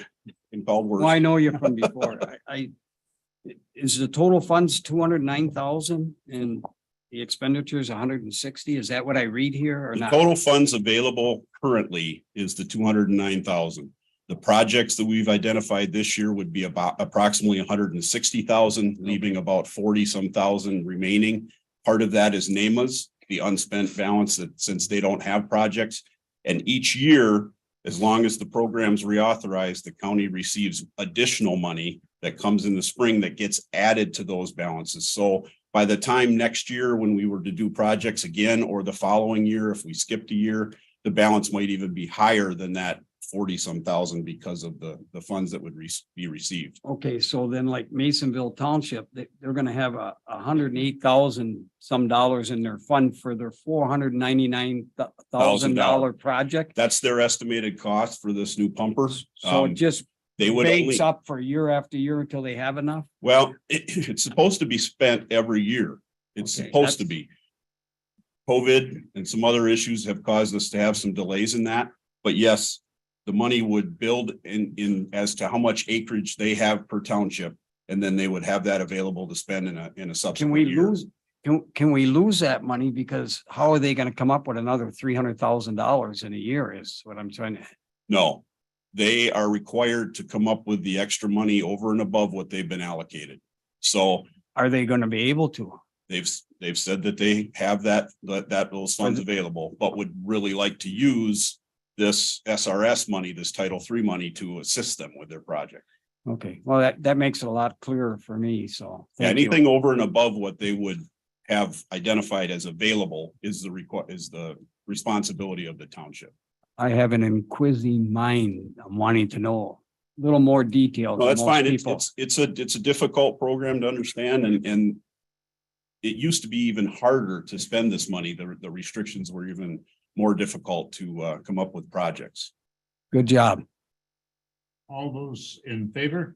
Aye. Aye. Opposed? This would pass. Thank you. Mr. Thank Guyer. you. Appreciate it. All right, airport board bylaws. There's an update on this, or I can talk about it too, because I'm on the airport board along with Commissioner Peterson. Thank you. It was brought up at our board and we discussed it and looked over it, and there were a lot of things that were needed updating. As far as anything particular, it was just removal procedures when commissioners ain't showing up and stuff like that. Just the basic stuff to get back up to speed. Not a lot of stuff in there was changed. And I find it amazing that the public couldn't read it. Like one of the people in the audience, I thought this packet was out for everyone, so I didn't really pay attention to reading it tonight so I could verse you on it, but I just wanted to tell you, I voted it as a advisory board member that it was good that we updated something to be current. I don't know if Bob wants to say anything or not. I voted to accept it also. I thought that the changes were appropriate. Thank you for your work on it, gentlemen. All right, accepting the updates on the airport. Do we have to make a motion on that? I'll move that we do the update. Oh, very good. Commissioner View makes the motion. Support by Commissioner Melnar. Additional discussion. All those in favor signify by saying aye. Aye. Opposed? This would carry. Thank you. All right, discussion on Zoom and YouTube recommendations. I didn't see that. Our IT director has a recommendation for us. Brandon, thank you for coming. I was asked to look into the sound issues we're having. I met with the city clerk, Phil DeMay, and he gave me a tour of their council chambers and what they did to improve their sound and what they streamed to the internet. They invested heavily into it. He shared invoices and vendors.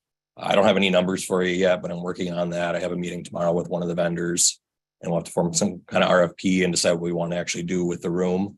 They have like multiple camera angles and they hire somebody to actually come to their meetings and man those. We'll just have to decide what we want to do there. But as far as Zoom and YouTube, I don't feel we need to do both. I think YouTube is working out great and it puts the meeting available to the public right after this meeting is over. It's recorded. Anybody can access it. There's no account that you have to have. So I think to simplify the process, we should just go straight to YouTube. That's what the city does, and that's what other places are doing, and it's our best route. So, and to tie this into financial concerns, if we were to get up to speed, I had heard the price tag of $50,000 potentially. That's what the city spent on their council chambers, correct? Yeah. Okay. Yeah, and they have more microphones. They had to do some electrical work as well, and some other things. We have some of that already in place. Thankfully, we had the board table here all wired for that. So there'll be some cost savings, but at the same time, they also did this right when COVID hit, right before. So prices were a little better. So I really don't know what to expect. I did a little bit of price shopping around, but it's hard to determine. Questions for Brandon, please. I think we're going in the right direction. I would just like to make sure we follow procedure, that we go to the finance committee, or I don't know if there's a policy committee that when you have to change stuff or not. I'm still kind of new. Sure. But get all that information. 50,000, yes, it's a lot of money, but what's the life expectancy of that to be utilized? I know technology changes in 6 Technology anywhere months. from a week to 20 years. Yeah, well, if we can get 15 years, that'd be well invested for our people in the community. I really believe that was very lacking on this board since I've been on here, and I wish I had equipment. I have some equipment. I was a little owl, you know what the owls are? I mean, I don't know if that's proper in our procedure, but we're on the right track. Long as we follow policy and procedure and ain't one person, which I trust your review of everything, but it needs to go to the proper committees. When I speak to the vendors, I won't get firm pricing. I'll No. make sure they know their estimates, and we'll have to go to RFP because of the cost. Go where? We'll have to go out to RFP. So there'll be like a formal bid process. They're on bids. But okay. all that would hit finance before we would even post an RFP or anything like that. So things will. Okay, well, that's all I'm saying. I don't want to come back here next week and say, well, we spent $50,000 and we have all. Won't happen. Well, okay. Promise. All right, talking Brandon's issue about carrying, kind of mimicking what the city of Escanaba does. I want to feel you guys out on this and see. I want We to do can- better. How are you towards just carrying it on YouTube and scuttling Zoom? We did Zoom because of COVID. All right. Oh, I think financially it's worth at least discussing, gentlemen.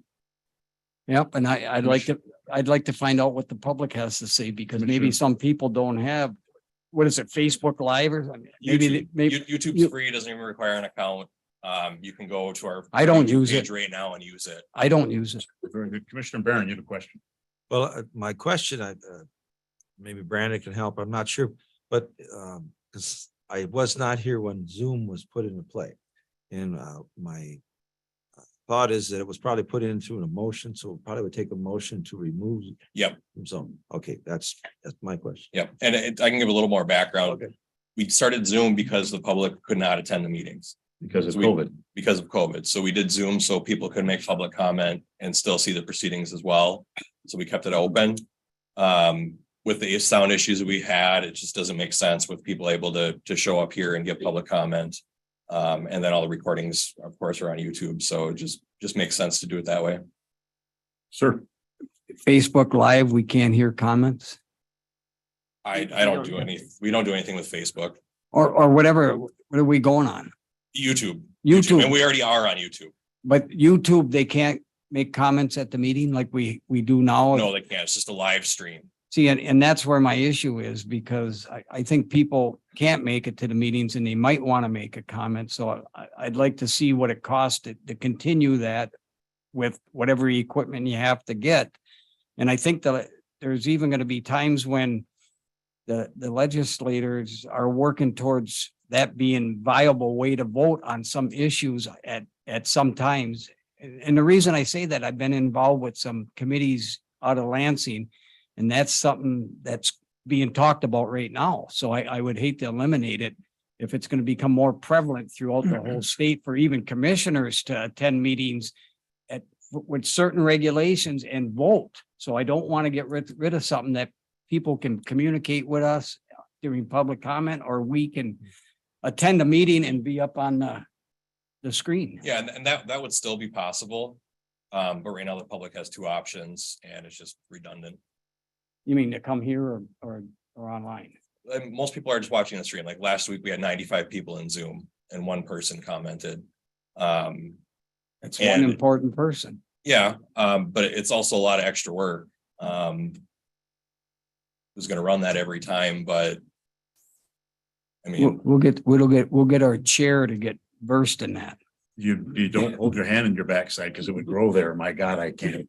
With technology, I have no skill, sir. Mr. Peterson. So I know that I've had a lot of people comment about how bad the Zoom thing is. Lots. And to what you're talking about, doing the improvements to our sound system, is that going to help? Would that help Zoom be a better thing, or we're still going to have problems with Zoom? I can't really speak to that for sure. Okay. I really don't. Audio video isn't my forte. That's why I'm bringing in vendors to help. Okay. It's just a lot of moving pieces when you add everything together. Right. So I'm just looking to simplify this. I would, we just hired an assistant IT guy. I think we have an excellent IT guy. It's his recommendation, and I would urge the board to follow his recommendation. I would too. I would make a motion to eliminate Zoom unless there's, in the future, there's a reason for bringing it back. We have a motion by Commissioner Barron.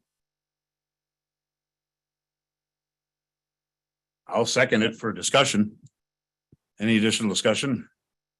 Even if it's one person, it's maybe the one important person that we need to hear from. So I'm not in favor of eliminating it right now. Maybe in the future. I think we're rushing to something a little bit right now. In my opinion, so. John, you want to say? How much did you say we're gonna save if we get rid of Zoom? It's to me, it's not a finance thing. Zoom is not very expensive. It's less than $200 a year for us to have it. We can still use it if we had, county officials or something had to attend, but to have the public in that and YouTube just doesn't make sense. But you said we had 95 on Zoom last time and only one person had a question. Yeah, and we had 130 on YouTube. How do we eliminate the feedback last time? Because I was doing my best to try to communicate with that lady that we were having difficulties here and without stepping on her time.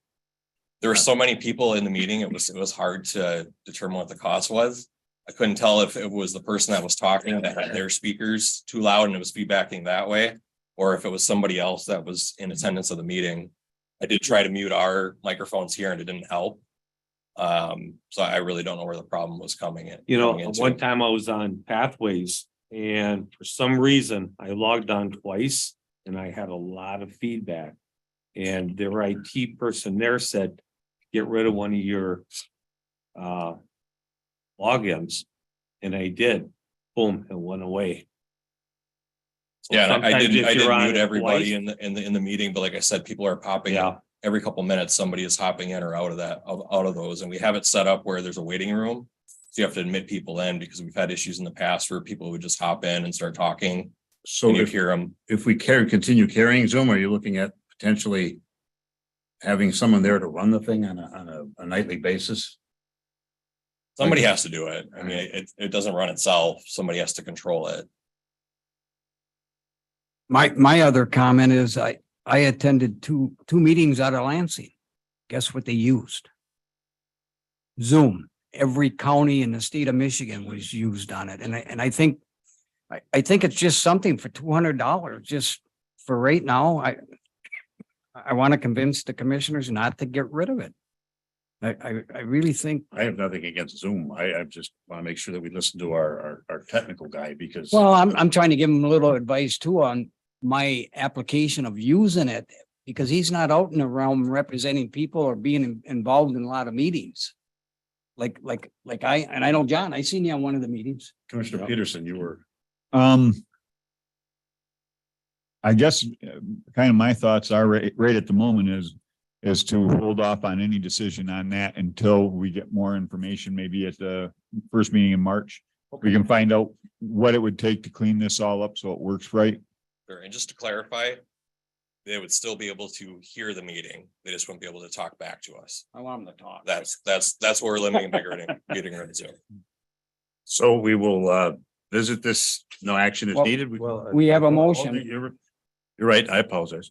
We have a motion, retracted motion. I'll withdraw my So motion. I withdraw my second. So then we have no action right now and we'll revisit this at another time. Thank you. Thank you, Brandon. Appreciate your time. Okay, Wells Water and Sewer letter of support.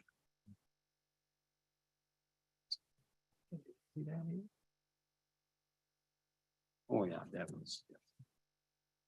I believe you guys were given the maps. Yes. Okay. As you well know, the Conservation District got involved in environmental issues. I don't even remember when, but we took down the old Escanaba River Bridge. At that time, Governor Snyder had heard from MDOT and MDOT said it was 3 million plus. We believed we could do it for $500,000. But so the governor was still worried. So we actually met with him, Tom Casperson, and he awarded 1.5 million. Knowing that probably we could do that for a third of that 1.5. We set up a phase 2 and a phase 3 in case there was money left over. And I'm glad we did because we found out that through that process, whether it's true or not, that came from the state management and budget. They don't really have a process set up to get money back. It's that people usually don't give us money back. Well, we ended up doing that for just over $500,000. So we had $936,000 on the table for 2 years. And then we approached the state through Senator Casperson. And I can't remember if McBroom was still in the House or if he was kind of in between how the years went. But basically, I think with both of them, we were able to go up on top of Wells. And the reason for Wells is also, I think, besides a map, you guys have a list that I put together of environmental problems that exist across the river, basically on P Road, which is behind the Grain and Grape, all the way to the terrace. And so you also have this, right, that just talks about the environmental issues. I mean, you know, there's septics over there, that water problems, because everybody's got their own well.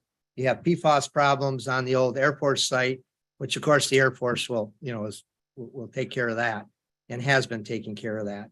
But one of the big things with that, not just the cleanup, is also housing. You could not put a housing development over there and pop your own well. As everybody knows, Hannahville does have some land over there, so they would have to do their own well. Some of the areas restricted where the old tanks were, but the area right behind the Grain and Grape as you come down has been cleared. Road Commission had a big piece of that. That stuff's all been cleared now. So that's the place that housing may develop. To make any of this move, and this thing's been sitting around as long as the bridge. So the Conservation District's only interest here is attempting to help get mains in. And so there was engineers, C2AE, I always forget who they are or what they call them. Half the time I call them R2D2 and they're okay with it. But so they did a study. As you can see, and also the city of Escanaba was involved. They went and talked to them.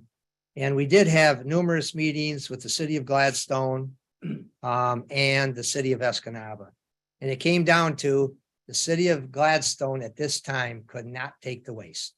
They're still, I'm not sure if they've even started on their wastewater treatment upgrade, but basically they could not take it. Jeff Lamke, I believe, the wastewater superintendent did say with the upgrade that the city of Escanaba could take the waste. So not that they would, but that they could. There sits right now, as most people follow the state of Michigan, $13.2, $13.6 billion. I hear different things that basically came with COVID funds, and it's going to be spent. So obviously everybody knows that Lower Michigan, basically the state approved $2 million to go to Billerud, which is a good thing for the UP. So there is some talk out there that because the UP got to 200, do I say 2 million? 200 million. That's the end of it. But I don't believe that. There's still 13 point some billion dollars out there. So with a little bit of community effort, it may be possible to get the mains. And the mains were done a long time ago through engineering firms, and they came out to about 18 million. COVID hit. Everybody who's putting in any type of infrastructure project now realizes it's either double or triple. So we had them do a reassessment. So it's somewhere around 30 million, just to give you a here or there. I believe it can be done cheaper, but you got to have some kind of engineered cost estimate to go for it to get it in. So what I'm doing now is trying to move ahead and get letters of support. I went to Wells Township, I think it was last Wednesday, and asked them, because if you're going to ask for money, you got to have somebody step up to the plate and say, we'll take the money. So Wells Township did that, depending on what type of contracts, where it ends up with the state, depending on the city of Escanaba, that there's still these unknowns there. But they said if the agreement's good and for the mains, they would accept the money, and they're also writing a letter of support. So what I'm asking you guys tonight, so you know, is on this one that's solid red. Okay. The engineers worked with city of Escanaba to find the best place to hook to the sewer. Many people might not know this, but you know where Tractor Supply is on that side. And I don't know how far it goes down. I think quite a ways. That side is the city of Escanaba. And if I get it wrong, tell me. And the other side is Wells Township. So they were, I had them check, if you tap into the sewer there and head, where do you go across the Escanaba River? And it would be the bridge. The brand new bridge hangers were put on the bottom of that bridge to hang it. Of course, then you got winter problems and things when pipes are just hanging out, right? So they have to be all that. And then you would have went down They were gonna try the grain and grape, but I told them there's actually an upco easement right past Pioneer Trail Park. Anybody goes by, you can see that power line heading south, so they could have took off there. That turned out to be very expensive. So the cheapest route, as you can see here, would be to tie on to the main, come through here, bore underneath the river where the old bridge was, come across and run the entire length of P Road. And the reason for that is, there was talk about maybe stopping it, shorter for in case Hannahville wanted to do a development. But you have the terrace right down the road. And right now, I've talked to Jared, he's gonna upgrade that septic system. He has to because he added onto the terrace. He would love to tie into a sewer and water, obviously, for the motel. And I'm sure the DEQ would too. And if you go farther, I don't know if this commission can remember, those are on it, where Jeff's Glass, I think, and some others, that was a huge issue, if you remember, with the DEQ a few years back. Unbelievable, huge issue. They couldn't do anything. So if you ran the mains right to the highway, and then later on, if there's any money left over, put the laterals in, this would spur development. So I'm out right now just trying to coordinate it because nobody else seems to be doing it.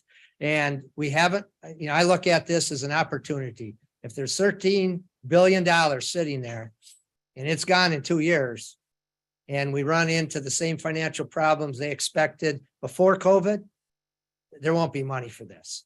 And I believe the housing project there has been waiting for this. The housing project, I don't think will move forward unless these mains get put in. So it's a very expensive project. The mains go in, and then this one's the water. So this was the most economical place, the one with the blue. And really, this here part of it, the red could be done. You don't need the blue. But the engineers have done a lot of this, and they basically say that the DEQ and the rest really like a loop, right? If something happens on this side, now you can turn on this side and those type of things. There also has been interest in Gladstone of running water, just the water thing. So we have a little time to find out from them. But definitely the city of Escanaba could do it if they're willing. In the bid for this, though, there'll also be a water tower over on this side. Right now there's the water tower in Wells, and of course, just trying to do a lot of information. I found out that's owned by the city. The city owns the lines, which makes sense, right? Because as the money comes in from the water over in Wells right now, that goes to the city of Escanaba. And then, of course, they keep the lines up with those fees, just like anybody else is paying for water in Escanaba. So what I'm asking for this board, no commitments, no money, no nothing, but can we get a letter of support from the county just saying that the infrastructure project in Wells for the sewer and water, just a support letter. And a lot of people say, well, did you write one up? I've written a lot of grants and I've spent a lot of time with Casperson and Lansing trying to learn it. You get better if the county writes their own, if Wells Township writes their own, if the city of Escanaba will write their own, Gladstone will write their own. And there was one written up by the city of Escanaba and Gladstone previously, but we kind of want to separate them. So it looks like, who's behind us. Also Billerud will be approaching them. Obviously, they're going to have an interest.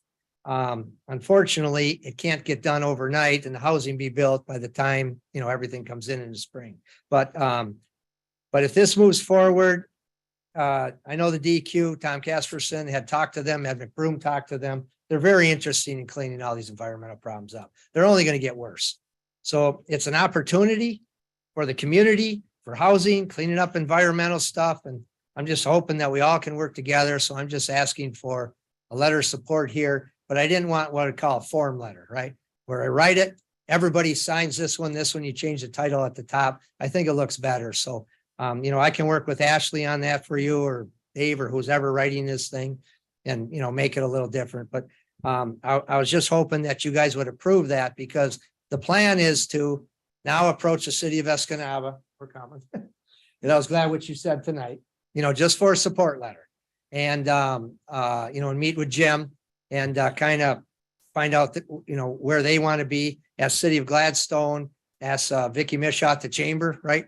and ask anybody else who'd be interested in housing. If you guys can provide some names too, just get letters of support out at Hannahville too. And then try to give this to Ed McBroom and Dave Preston and let them run with it. And push it as hard as they can, because they're the ones that are gonna get it through. But with the support letters, I think it'll help a lot. So I guess, I don't know if you have any other questions. I will after we make a motion. Could I say something 1 second? I've actually already prepared the letter of support. I just need a signature on there if you guys, so. We don't need a motion for that. Yes, you need a motion to sign it. I just saying I prepared one. It should be in your board packet. Oh, okay. Well, I want to move that we have our letter writer, or whoever it is, write that individual letter of support for this project out in on P Road, I guess. Oh, we're calling it the Wells Township Okay, Wells Township. Sewer and Water. Yeah, Project. just get the wording right, but I think it's a great idea. Okay, well, we have a motion by Commissioner View. Support. By Commissioner Melner. Additional discussion? Yes, are people going to be forced to get on these when they're built? Because I know, some strong-headed people like me, I had this for years. I don't want to be changing and start paying a lot of money. When I spoke to Wells Township, as I told them straight out, I know they had some water problems. Okay, whatever, I think it was cost, so it wasn't as bad. But I told them, if you do that, you could get, like you said, I don't know how many people live over there now, but you could get a lot of angry people. So that was kind of brought up in one of our discussions. We're out in Hannahville. And the city of Escanaba would probably have to make that decision, to be honest with you, as it moves forward. But I recommended to them that the township of Wells don't force people to hook up. No. Because it almost sounded like there was somebody else there kind of running figures. It wasn't with the city. Of course, the city's got to run figures, right? But the engineers did a good job on the mains. But then, so if there's money left over, then the township of Wells, if they have it, they can run the laterals, right? They can use that to help people.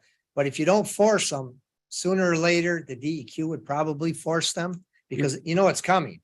City of Escanaba now, I'm living in the city now where I wasn't before, but the point comes to the water rates are up, the wastewater is up, because I think they're being forced into it. Not that it's not a good thing, but but I recommended no to the township, that you probably wouldn't want to force. And I think the city could still do it by people who want to hook up immediately, like the terrace. If the housing thing goes through, it could be 100 units to start. And people down along there, I believe, will hook up. Well, the development will help once you get that cleared up. And the other thing is, I want to mention is like where the old fish market was, that ice cream shop. Yep. I knew the owner of that prior to that being an ice cream shop, and he had to get that pumped sometimes twice a month. There's no drain field or nothing. It's just a straight vault. So I'm sure you're going to get a lot of people liking that for that reason. I think more businesses would pop up there, because I tried to help them last time and help the terrace when this issue was really hot. And that was the issue. That if we're thinking of the same person, he was really going to put some businesses there. Yes. But he couldn't on the existing septic, and he couldn't get permits for new. He septic. was lucky to get what he put there. Correct. And then the other thing, in the future, is there any Hannahville interest in money being put into this project? Because they own a lot of the property. Not in the mains, but yes, Hannahville Indian Community, for those who don't know, it's pretty much out there. They only own the old tank farm, right? But Yes. because of the PFAS problems that are closer to the lake, and also just different things there, you would never be able to pop your own wells in there. So if they said, okay, we'll subdivide the thing, 100-foot lots, you never, ever could run your own. Well, that's well. why the water thing would be great. But because of things there, and they have that deep water port that goes out there, that could be developed, and, they could do more things. So that's probably going to be, and I don't know how Wells does that. County does wells, eh? Yes, no? For zoning and stuff? I think they do. Okay. All right. I know they do 9 or 10 township. Okay, so basically, my guess is because of the environmental problems there, regardless, that's probably going to be some type industrial site, business site, or however that gets zoned. Just because of the problems there. But where the road commission building was, the old tannery, you know, and I'm trying to remember the size of that property.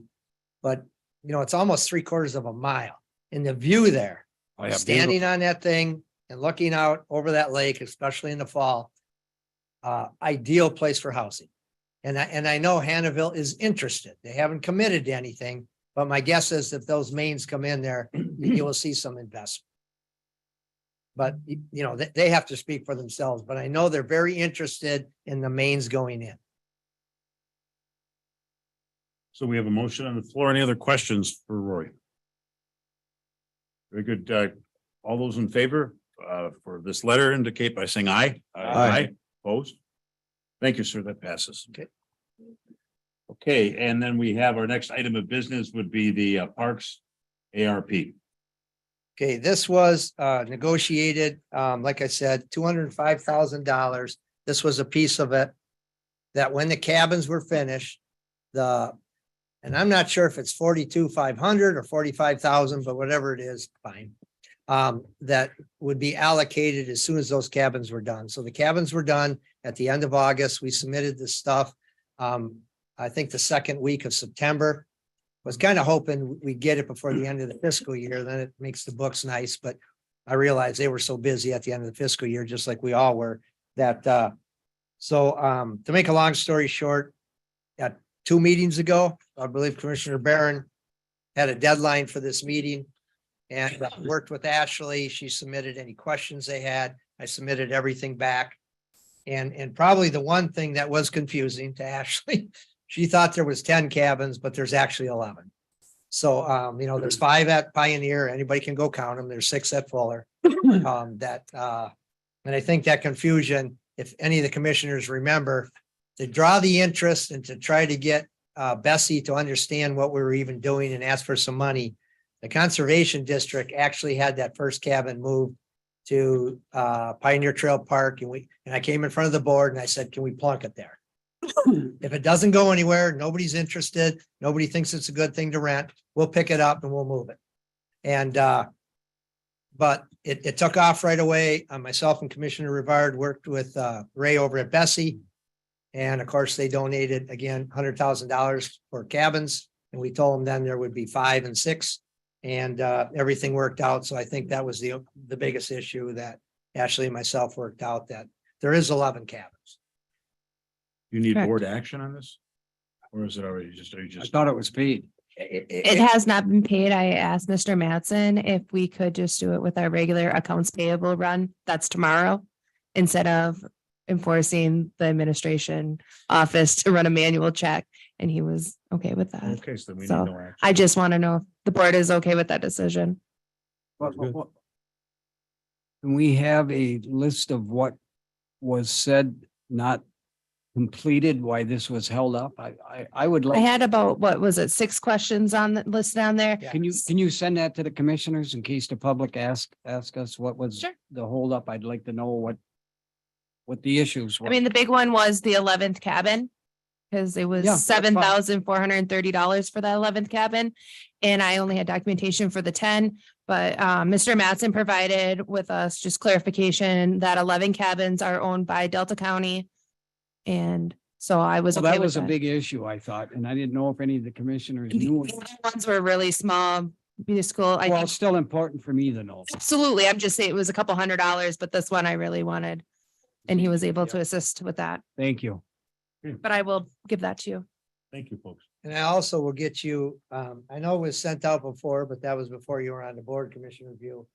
Here are the projects that the money, the 205 would go to. So I'll get that to you. Love it. Okay, item 8 would be Fuller Park, Roy. Okay, Fuller Park, as you all know, we found out right here, July 21. From John Mays, who's the Recreation Grants Manager for the Department of Natural Resources. And a letter was sent out to myself and the administration at that time. And so you guys got this too, correct? Trying to remember what I sent Ashley to send to you, but I believe you have. This is Fuller Park. So when we took over the parks, I did the best I could reading deeds and probably guess I didn't read them good enough, but this park used to be operated by Ford River Township.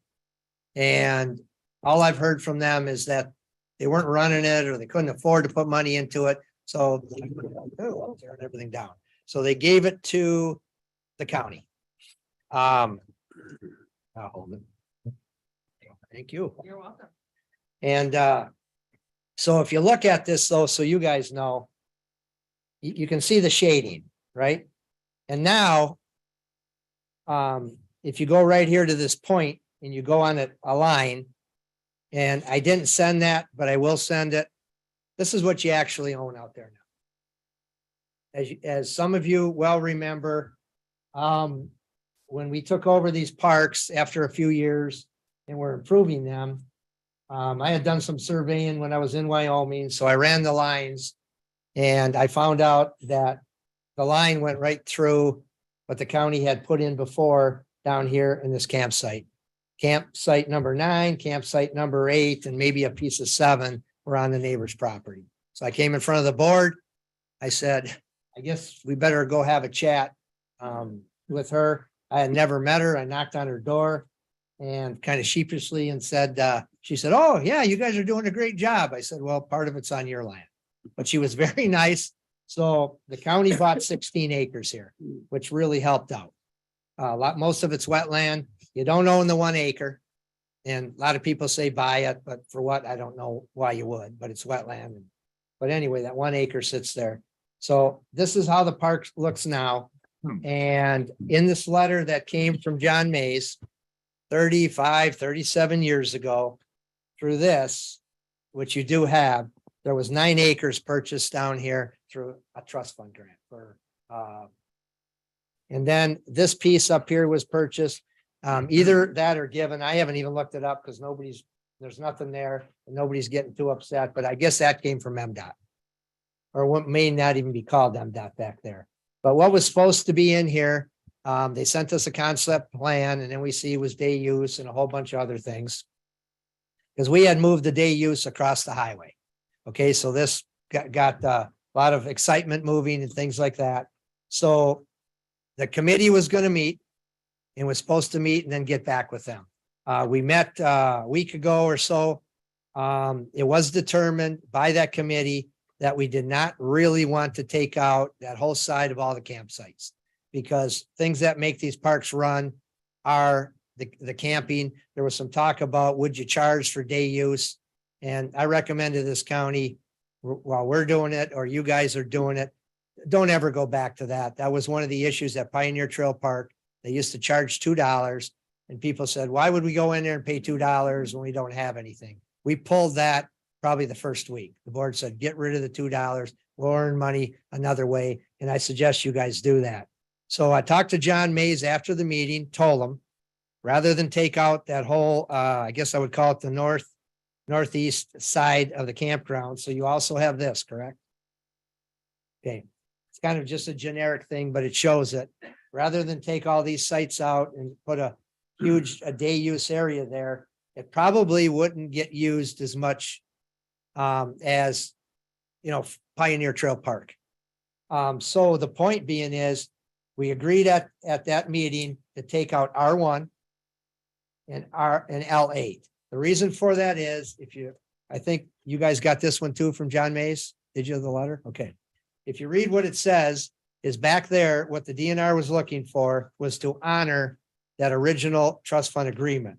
So there was supposed to be access to the river, access to the beach, and a day use area. And also that's when they put in the boat ramp. Now the boat ramp became a huge issue when the DNR shut down Ford River launch site because they redid the whole thing. So then people were going there, but you can launch there in the spring. You might be able to launch there if you get some high water. Otherwise the water is like 6 inches deep a lot of the time. So, you can push a canoe through there, a kayak, but you're not going to be launching boats out of this one. The lake, depending on where you are, if you look at all area photos, moves back and forth. Right here, it's now. So when the lake is high, waves come in, it pushes it right into the mouth. And then the river comes down and it doesn't have enough push to push into the big lake and get rid of it. So I wouldn't expect a lot of people using the launch, to make a long story short. But I talked to John Mays and what the committee came up with, and he said, that sounds at least temporarily for a solution for this year. He said, I guess we could try it.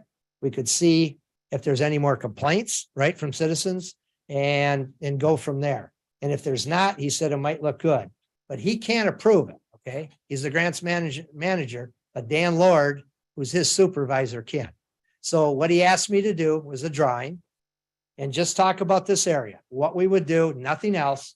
So pull out R1, pull out L8, and bring some picnic tables in, bring a little bit of gravel so they're not parking on the sand and then tires spin, they get stuck.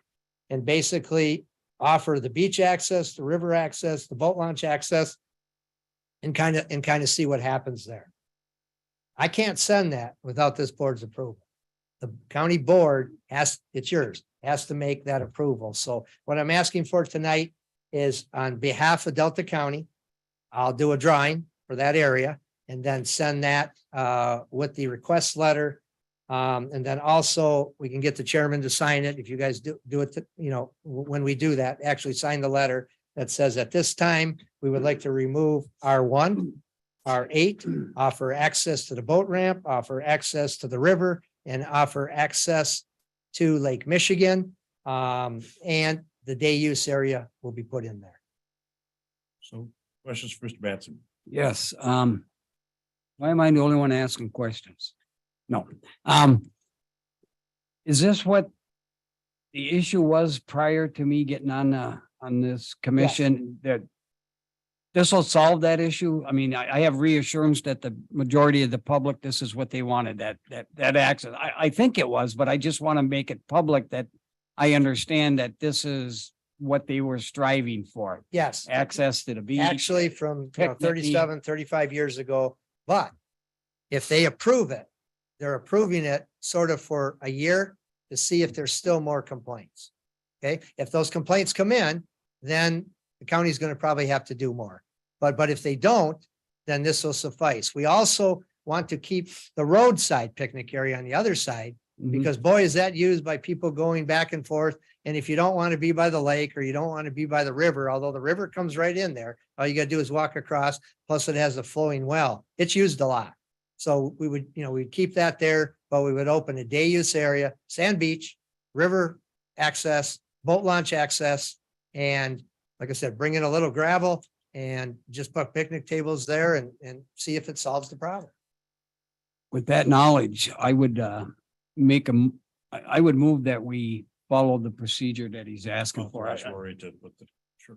Which is actually John Mays's procedure, what he'd like Yeah. this board. I mean, I can't word it, it's too much for me to remember, but I would like to move forward with what you're talking about.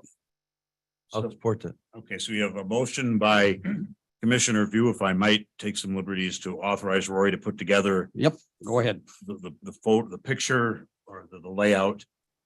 And then so And we the can- accompanying letter. and accompanying letter, so we may pass it on to Mr. Mays, who will pass it on to Mr. Lord. And then you have supported by Baron. R1 and L8. L8. Yeah. And the county will sign the letter. Yes, Yeah, the county yeah. will be the signature, yes. And I think that's just a good first step, if not a final step, but it's movement forward to what the public wants. I And agree. and that's why I'm going to support it. Okay, all those additional discussion. All those in favor, signify by saying aye. Aye. Opposed? That motion would carry. Thank you, Mr. Mattson. All right, thank you guys. Okay, we have appointment, one opening for the data board. I believe we have two applications. I'll make a motion that we put Teresa Nelson in the data board. Okay, Mr. Milner has moved. We put Teresa Nelson in. I will move that we put Dana Van Enkenvoort in. Now we need seconds to these motions. Okay, I didn't get the second. I'm not saying second.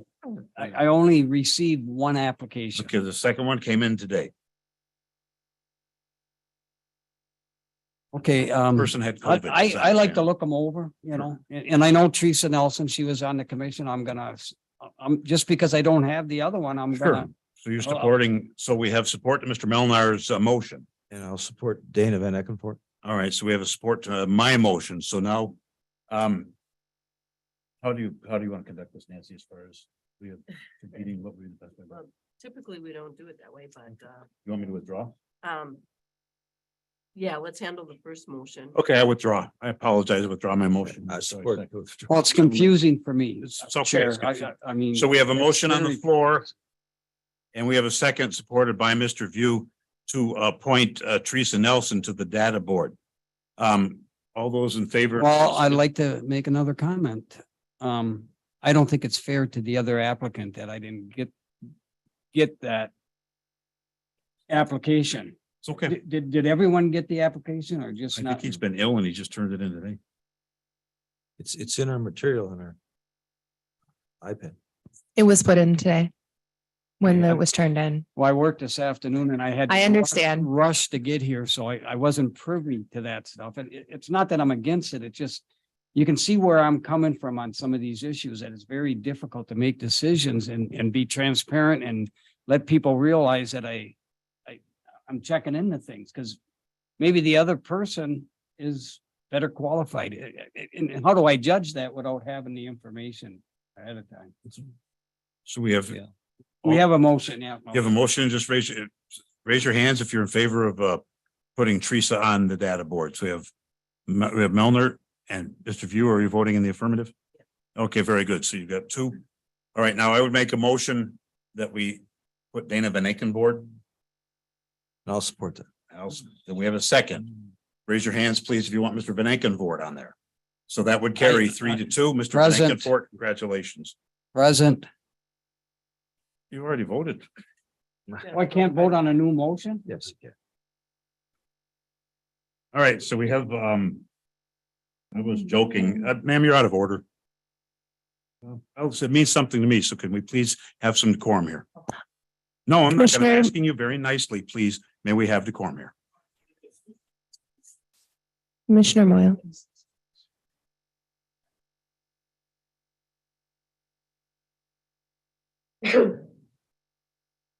Thank you, Sheriff. Commissioner Moyle, I have a statement. Could we send a thank you letter to Dennis Wilsius for his time on the data committee? Absolutely. We didn't approve that last time, So so I- I just want to get that out there. Make a motion that we, do you need a motion on it? Yes, please. So I move that we send a note to Dennis Wilsius, thanking him for his service. I'll support. that. So we got support by Commissioner Barron. All those in favor? Aye. Opposed? Please send the letter. Okay, we have the stipend for the administrator's assistant. All right, because of what's been going on, we're trying to move the county along as quickly as we can. And so we'll need to be, this has happened before. Correct. And I think the only difference is maybe a $50 increase. But Tracy's going to be taking on some pretty busy additional tasks. And so I would like this board to please authorize giving her a stipend for the interim. Questions? Yeah, what is it? What is a stipend? How much? $350 a week. Would be an additional $350 a week. Did it go to the finance committee, the personnel committee? Did it follow the proper procedures so they can hone in on what was proper at this point or not? It hasn't gone to the finance committee because of the kind of the emergent quickness of the situation. And last time, I don't believe we did that either. But what is this board's pleasure? We have Tracy, who's taking on a ton of new responsibilities through no fault of her own. And so I would. Do we have a list of the responsibilities? Because and I'm not trying to say she isn't worth it, but I have an obligation to be fiscally responsible. And I looked at that part of it and I thought, I mean, I don't want to make any comment to how I feel about what we're doing here, but how much work is this involving that isn't being done now or wasn't being done before?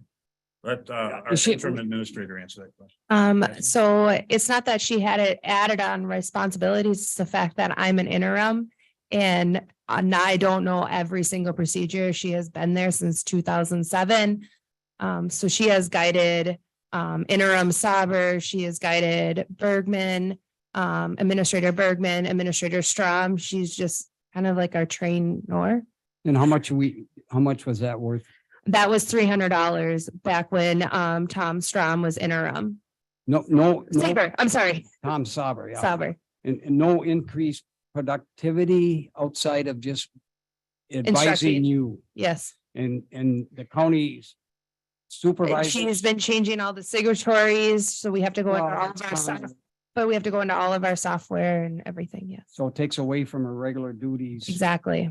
For the whole time. I mean, we can't give a bonus or We don't allow bonuses with We don't? public funds. we don't allow bonuses. Is this Stipends recommendation? This is my recommendation for 350. per week for up to, That I left blank up to the commissioners and what they felt was necessary. Could be a month, it could be, well, The you whole tell me time. how long it's gonna take for this process that you're using her for that take.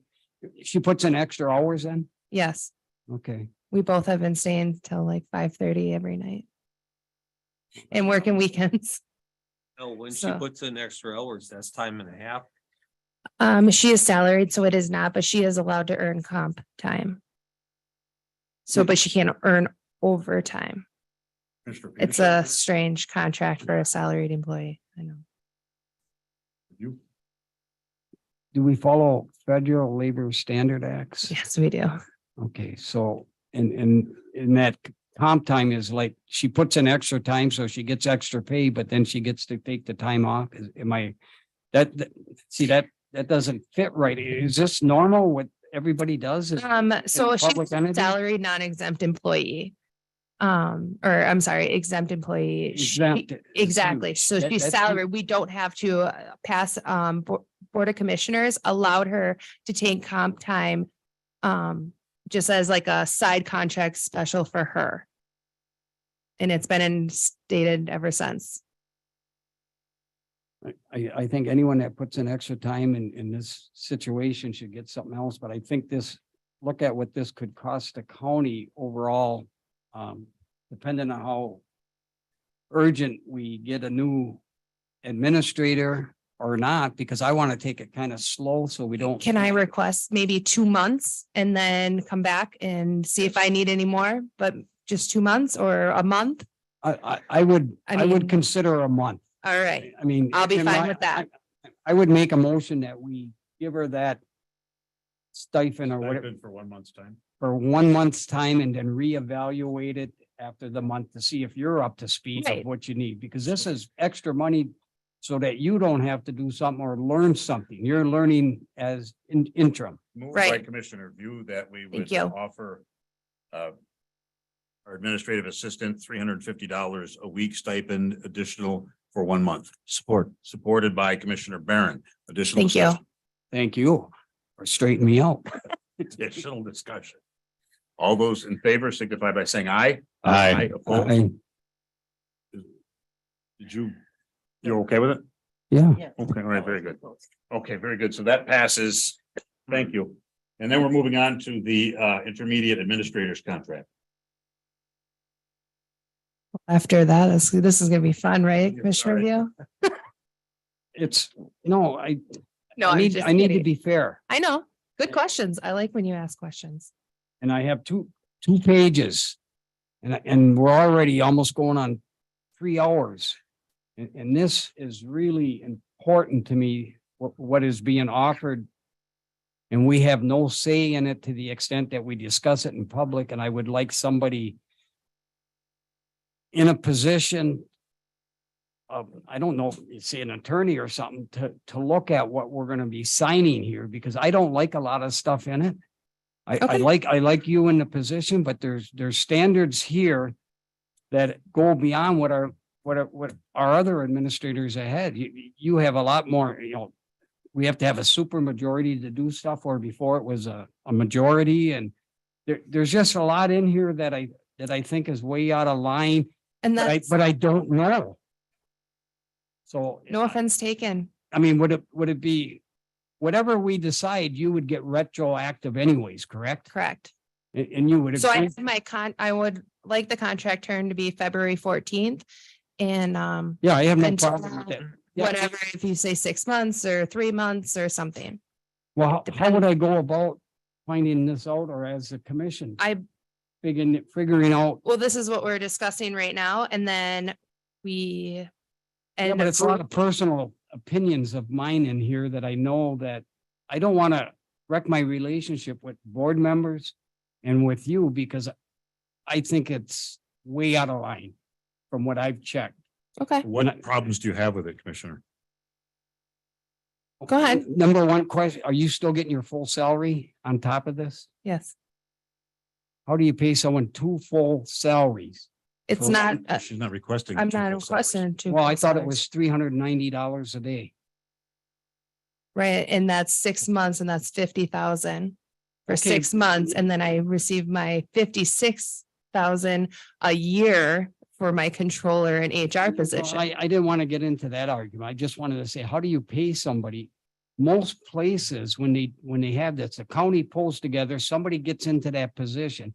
You give them either the full salary prorated from when you started of what that is. This is double. We're what I just li- starting at the talking stages right now. So this is, Well, that's why I'm talking. I'm saying, Mhm. I think it's out of line. what would you prefer? Well, figure out what Emily's salary was, or the last administrator, what her benefits would. And just give her- 101,000 and some extra dollars. What is that for each week or what everything, instead of, because most positions also had controller, administrator together that I checked in. And these counties were, I have the information here, and I don't want to get into the debate that I'm trying to cause problems, but I think the money is What are you comfortable with, sir? Right, it's a negotiation. What are you comfortable with? it's not what I'm comfortable with, it's what's fair. Okay, what do you believe do you is see as fair? I don't know what's fair yet, because I haven't been able to talk to somebody, and I went to a lot of these meetings, they called MAC meetings and stuff like that. The number one thing I learned in the Carl Levin School of Law was that when you do a contract, one word in that contract can cost your city, your township, $1 million, if not more. One word. Mr. Milner, did you have a question? Because you chimed in. Is it possible to go into Closed session. closed session on something like I this? don't think we can on, I wanted, Because we're not making a real decision on our contract. We come back and say, yes, this is what we agreed to. I believe Clerk Presrocki had pointed out some information that she can make it available to you. Under section 8C, for strategy and negotiations sessions connected with negotiation of a collective bargaining agreement if either negotiating party requests closed session. This section does not include the other contracts for employment, for example, a contract with a city administrator, school superintendent, etc. That's exactly what our employee is. It's like same for the county as the city. I've been in a couple situations where we hired interim managers, and the only time somebody received, I think it was an ex-city manager came in and helped our city out, and they got like $400 a day for doing that part. I'm saying that the wages don't seem wrong, but the double duty, double pay, and not having a lot of increased productivity, because you're learning your experience. I don't know what your experience is on managing groups of people. I think you're going to be good at it, but how much experience have you had with all the department heads and all people under you? Do you have any experience in that? Because that plays a part too. I have not been a department head. No, Emily was my department head. Oh, okay. I mean, but I've been the controller. So when it comes to finances and running anything through, I have assisted with that. And I've been hitting the ground running with my administrative duties already. I've been working during the day with my administrative duties and finishing up my controller duties. And I'm also doing human resources. I've been putting in about 14 hours a day. So that's pretty much double of what I was doing before at 7 hours. So if you're making, I just kind of did some fast figures here. $390.62 a day. I figured 5 days, yearly, you're looking at 101,500. Right. That was half of Emily's salary. That would be what? That was half of our old administrator's salary. No, it wasn't. Oh, the 101, what I'm asking for, 50,000 is 6 months. Oh, okay. And at a 6-month rate, that was a 6-month rate, not a 3-month but the 50,000, that was, yep. Short. I mean. Commissioners 500. chime in. Show me where I'm wrong. Bring you up to our previous administrators. Mr. Peterson, go ahead. Okay, again, I guess I'm gonna ask, is this a decision that has to be made tonight? Well, no, because if we push it, we don't have to do it tonight, because if we say beginning of March, we'll go retroactive. Yes. Obviously, but, So you're requesting me to hold on to my wages and you're gonna retrospectively pay me? I Is that would what like to you're see it asking? done tonight personally. I'm just And asking. I don't, No. and I guess I didn't really have a problem with it myself, but I thought that would give us, if Commissioner View wanted to go sit down and talk to you individually or. But I'd like to talk to somebody just to review. But we can't discuss my terms and. I can individually though. Okay. I can talk to one commissioner and you on just what I found, just what I did. I have to do research on stuff because I'm not real familiar with all the stuff that happens in a county. There's a lot of great stuff happening. I just want to make sure we keep happening. And I think that what's happening here, and it's just my own personal opinion, is that we're paying someone double and you can't be increased the productivity double. Okay, if I may, I think in the end, her wage will be the same, basically the same as what Emily was making, the previous administrator. It's not her wage plus Emily's wage. Yes, it is. Is that what it is? I don't. It's 50,000 for 6 months as an interim and my 56,000 annually. So you have to take the 56 divided by 2, add those two together. So it's 75. It is what you didn't think it was. It's her full wages, increased benefits. And I know most people pay a percentage. You know, you're taking the extra responsibility and it can be a higher percentage or something. But what does that do for the next person that applies for this position on negotiating a fair contract that's both isn't lowball or highballing one way or the other? I don't know them answers, but I have a lot of questions that will determine and help me understand the worth and increased productivity that we're going to get, because it's impossible to work that many hours for that long or for months after month without losing some of your senses, basically, unless, I mean, I don't know. I'm a worker. I used to work 18 Right. hours a day for weeks. But my position as a controller was created recently. So prior to that, it was the administrator's duty to all that. And you had them fulfilled and you paid them the same. No, that's my point. So- You made my point right off the bat. I mean, administrators should be doing that, but if something came up and they couldn't do both. Matter of fact, I was told that the administrator was supposed to also be trained in doing the finances, but she figured that she was more important out in the community and doing stuff like that, that they hired you Right. to do all the crunching, Mhm. which I think is great. Right. Oh, yeah. You know, Would I'm be thankful. comfortable with the, We can table it. well, I mean, if that's what you guys want to do. Well, it's just me. Mr. Barron, go ahead. Nobody else has questions.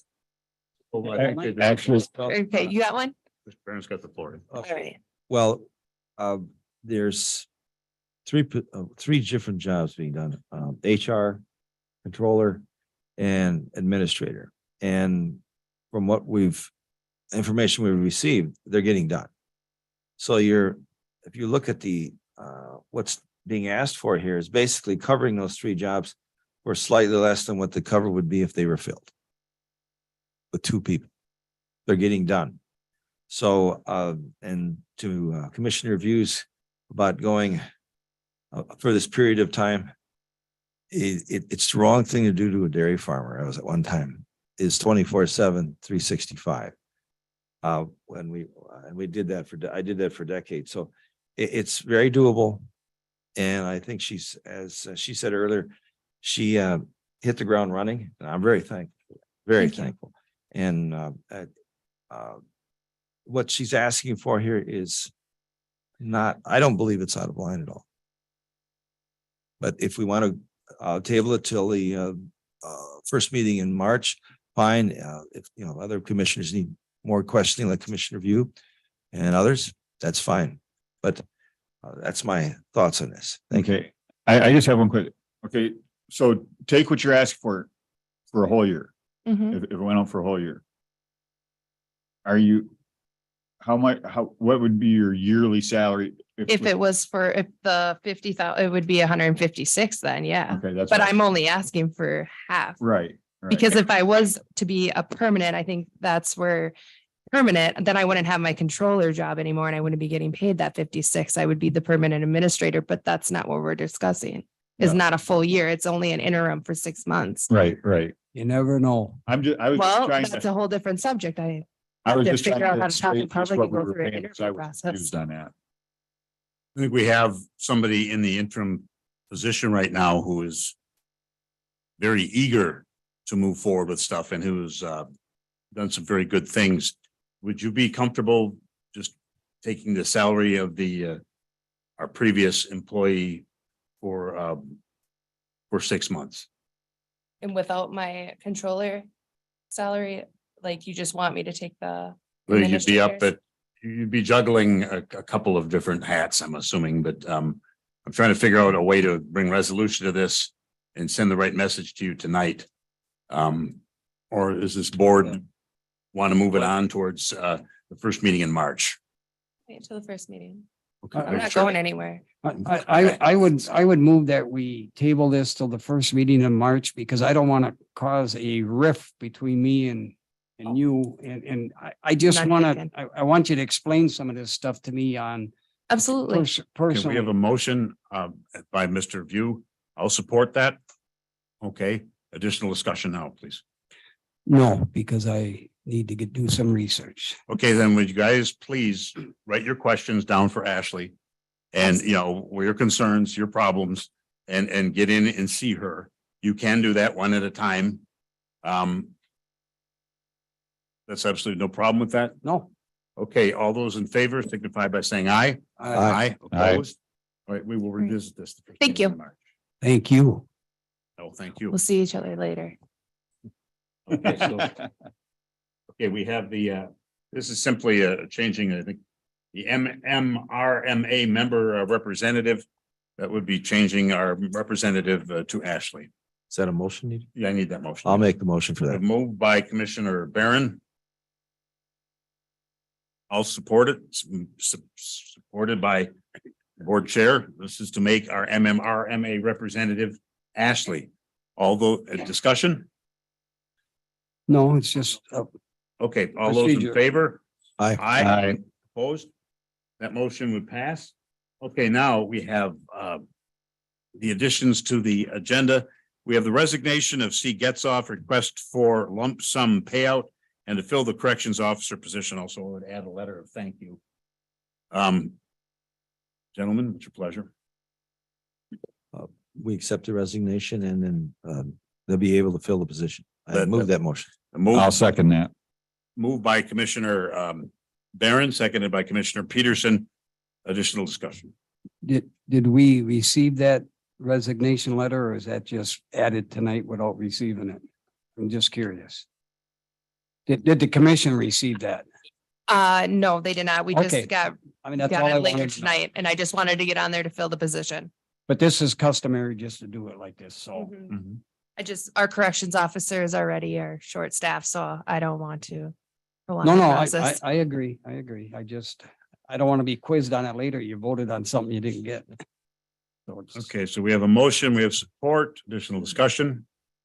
All those in favor signify by saying aye. Aye. Those opposed, this would carry. Could we have a letter sent? of thanks? Absolutely. I think I'd ask that. We have a letter sent, but okay. The 14th item is,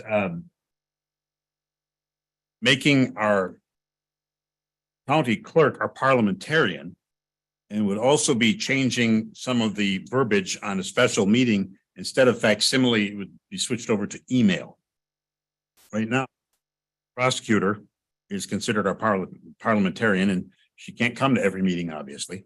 So I thought it would be prudent to have our county clerk, Clerk Presraki, be named as our parliamentarian. And she also told me that in terms of calling a special meeting, I don't think anybody sends faxes anymore to as far as regards to that. So we would strike facsimile and add email to take its place. Is there any discussion on this? I'll make a motion to do that. So Mr. Barron's motion would be to make Clerk Presraki our parliamentarian. And in terms of calling special meetings, we would strike the term facsimile and we would add the term email. I would support. So, okay, we have a motion and support, additional discussion. Yes, can you explain to us what extra duties that entails, if any, and if there's any extra pay for that position? I hadn't considered extra pay because I didn't.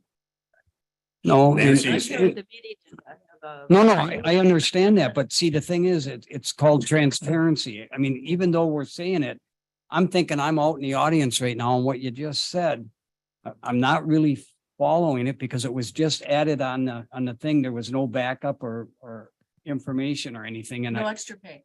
No, extra Okay. pay. She just looks No, up but- in the Roberts rules. what does she do? We would have ask to her help us. questions? You could ask her questions about Robert's rules, or if she sees somebody going off into an area where they might not understand where they're at, she can bring it up.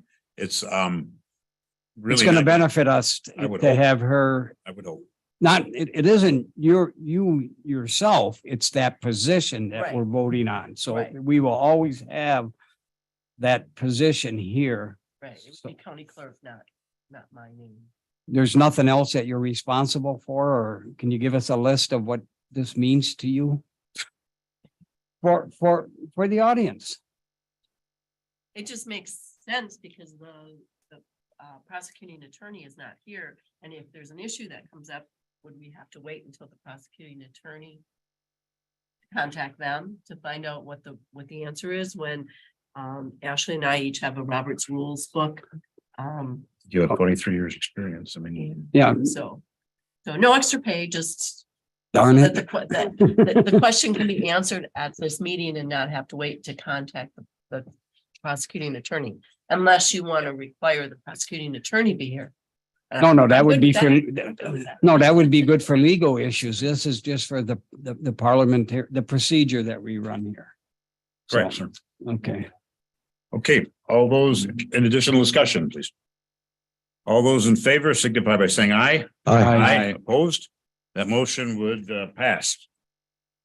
All right, very good. General public comment, please. You have 3 minutes to address the board. General public comment, please.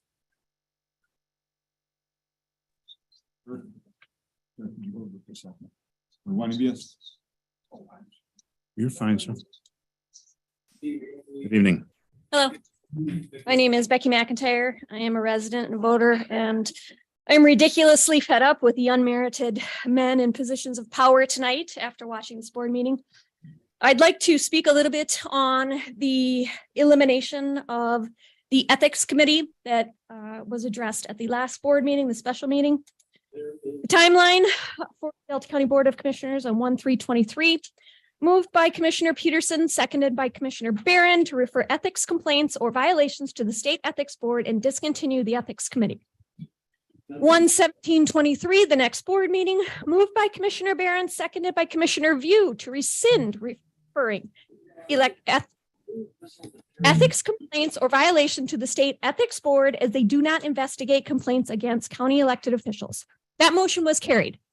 At that point, the Ethics Committee was not reinstated by motion or deed. 2/14/23, Commissioner Chairman Moyle stated, the Ethics Committee has never been scuttled.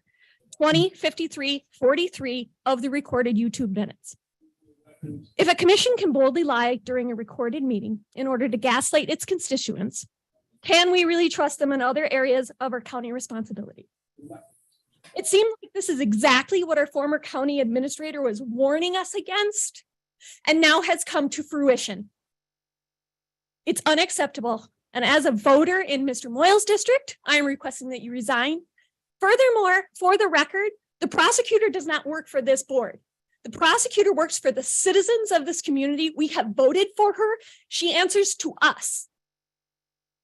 And we believe that this board is violating things. We can go to her as well. So please keep that in mind, gentlemen. Thank you. Thank you. Okay, anybody else, sir?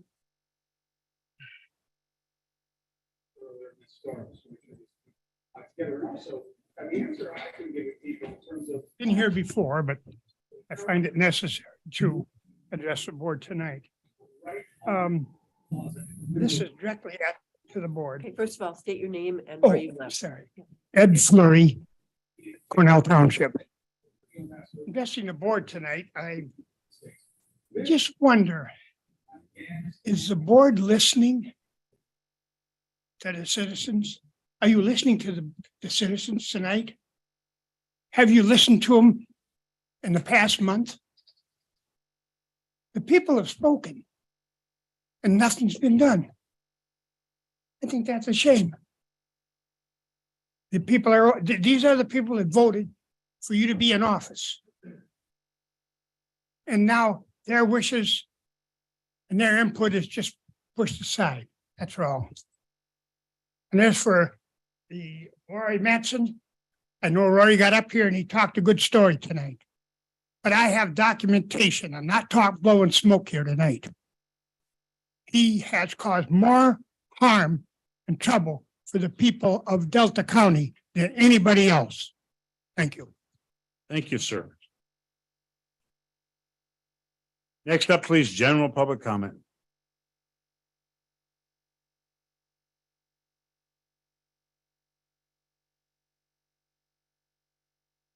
Williams, Ford River Township. Rory Mattson stood up here and talked about this park group that met. Commissioner Peterson was there, so he will know this to be a slight misconception and a twisting of actually what happened there. And this is what this individual does. This is why we have so many issues. The agreement to keep the park the way it is with the elimination of just those two sites for the camping season was not to hear whether or not complaints continued to come in. That was never the conversation. It was to buy time for the committee to get out on the ground at O.B. Fuller Park when the snow melts, to get a feel for what a new plan that Rory had pulled forward would do. So it's not exactly true. And that's the crap that we have to start seeing and recognizing and not allowing to move forward. The second thing is, why do we need a new contract when there was already a contract that went through October 1st. You could have had a handshake agreement per Rory Mattson's comment. You could have had a handshake agreement that you put in writing that could have taken you from October to the end of December or whenever that time frame was. Why did you need to eliminate the contract in order to put a new contract in place, which was doing exactly what your other contract? It makes no sense. No sense whatsoever. And you all need, the people who are voting on these things, and it's the three of you, you all need to explain yourselves better than you are today. And I will tell you, you are potentially violating the Open Meetings Act by doing what is considered, and you can look it up and read it for yourself so that you know where your violation is. You are doing what is called round the horn processing. It is a violation and you are doing that. So you need to look it up and come prepared at the next meeting, not doing that to make decisions. Thank you. Okay, next up, please. Oh, general public comment.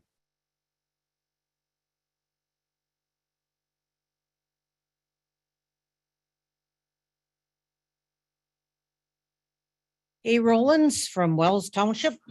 I've got a couple of issues here.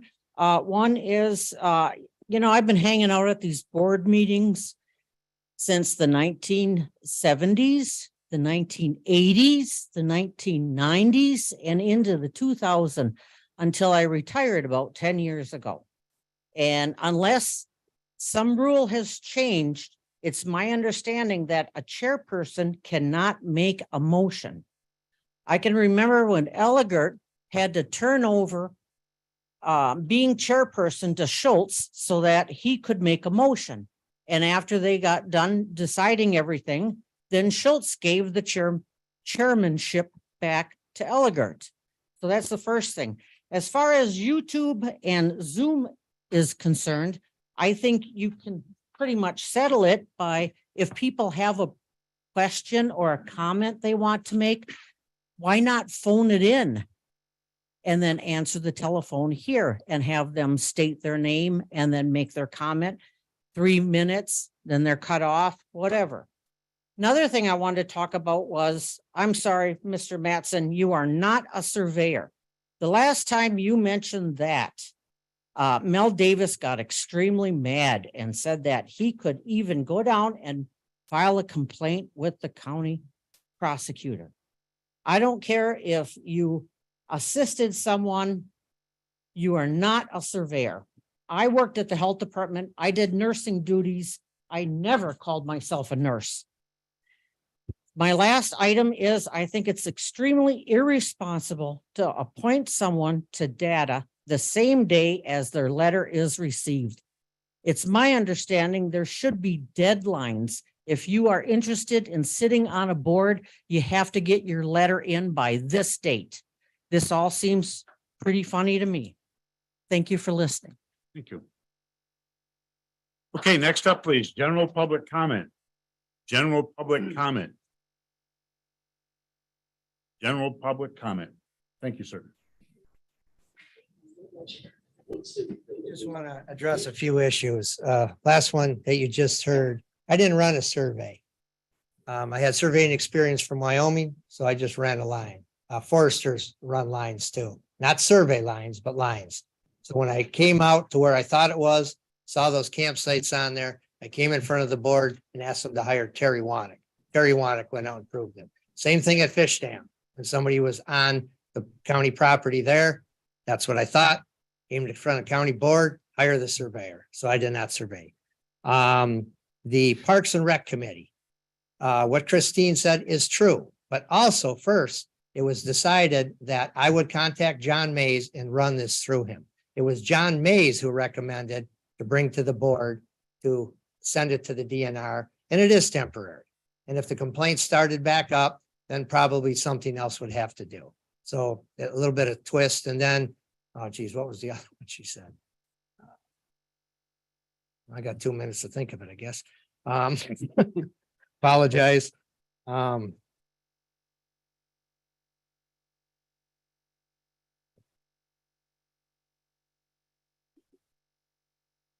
Well, doesn't matter. I disagree with it anyway, so. Thank you, sir. General public comment.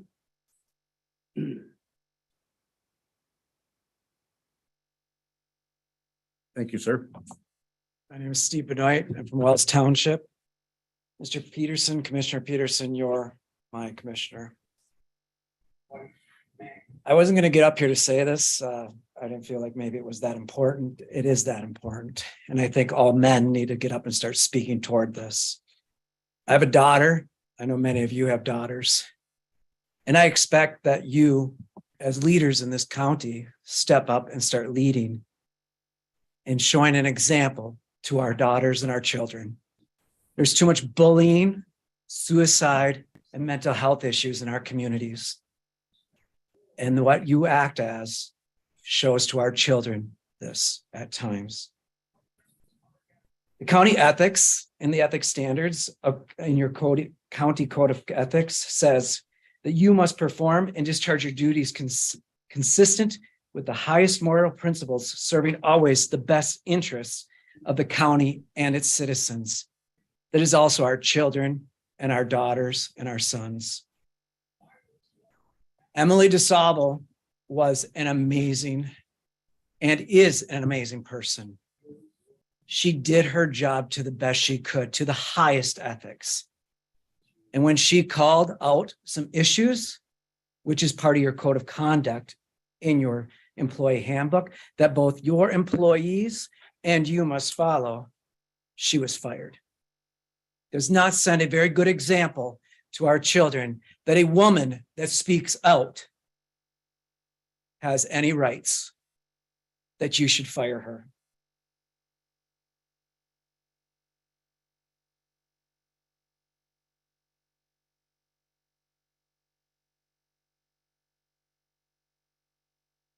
Yes, young, I'm sure you'll do an amazing job, but I hate to think that she's your face piece, that she is a woman that you are choosing to use to make everything look good. I know she's a strong woman and I know she'll do a good job. And I heard her tonight. Good job on your negotiating. Mr. Peterson, you posted something on Facebook this week that embarrassed me and my family. A picture of a woman going to a church with her breasts out, and it made a joke. Mr. Moyle, you have done despicable, disgusting things on social media, and it needs to stop. These actions are not ethical and do not lead us to believe you can lead our county. I will never vote for you again, and I'll do everything in my power to make sure you don't sit in this office so you are not a bad example to my daughter or to any other woman in this county.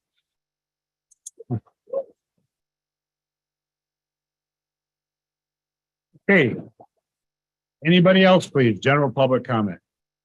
General public comment. You have 3 minutes to address the board. Sir? So Corey Schrader, Director of Maintenance, been listening to the park situation for a couple of years now. And so been listening to the park situation for a couple of years, and people have asked, you know, if maintenance department would want to run the parks. The maintenance department does not want to run the parks, but I've listened to a whole bunch of stuff. A lot of people bombard me from different directions. You know that, you hear it. And so I don't put a lot of trust in a bunch of different people. So I had a commissioner call me, an old commissioner, and she wanted to talk to me about some stuff, and I trust her. And she wanted me to do a couple things, and I did that tonight. And I spent some time and talked to the guy. And I honestly think that you would be absolutely insane if you didn't let Steve Weary run the parks with our help, with our maintenance department. You have a master plumber, I have a mechanical contractor's license, a plumbing contractor's license. And with the guys I got, I think we could do a good job with Steve. And that's all I got to say. Thank you, sir.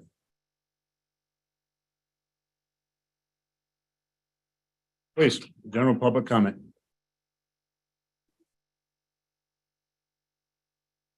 Hi, can you hear me? Hello? Can you hear me?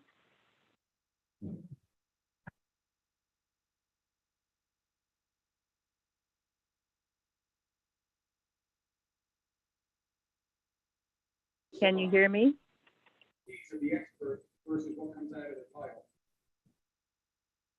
The expertise of an expert really is in making the jury the expert. That's where credibility really lies. For the most part, jurors want to make sense of it, as you said. They want to understand what are the issues we looked at, how did you look at it, what was the process? Good evening. Good evening, Mary Harrington, Fort River Township resident and former county commissioner who was very involved with the parks. And I agree with what Mr. Schroeder said. We did have a conversation, and ever since I was on the board I think I was on for 5.5 years. You see The parks ran very well. And you have a solution in front of you.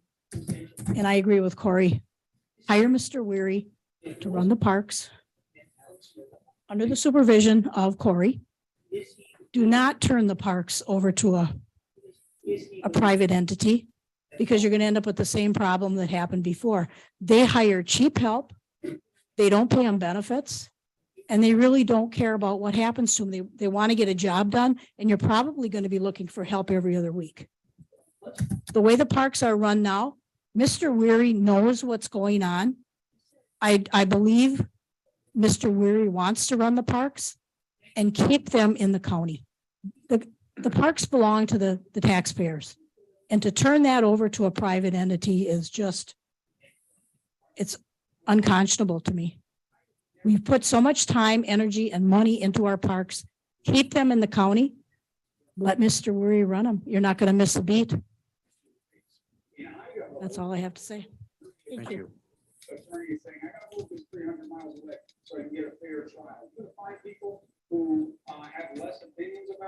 General public comment. Hello?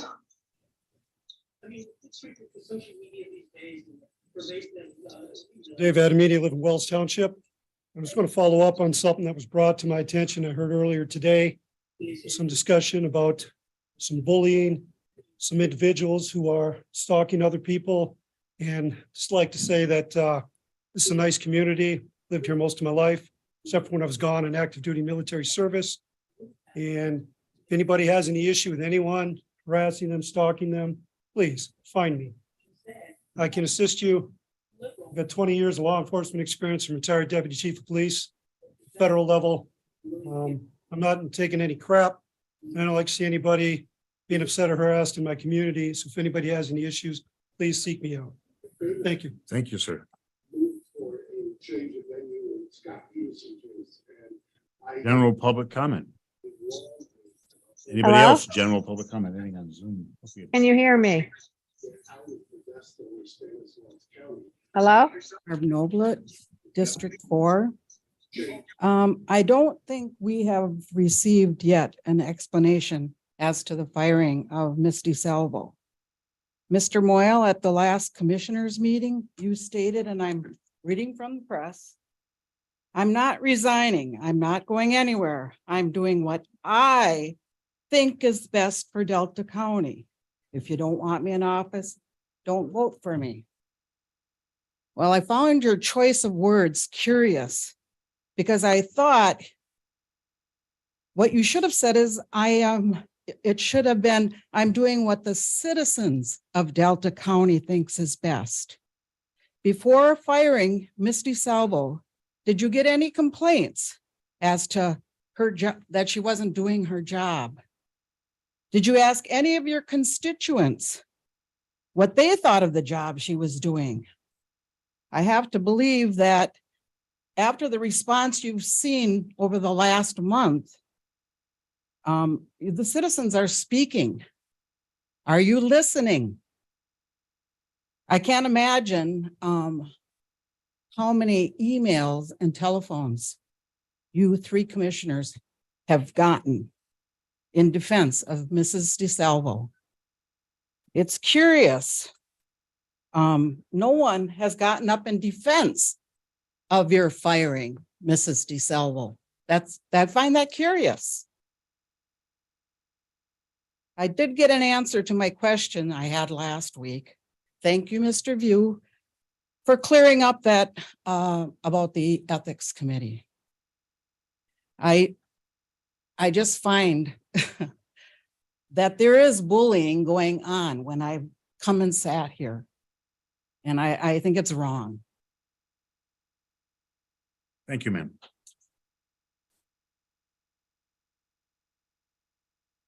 Anybody else for general public comment? General public comment. Okay, anything on Zoom, please?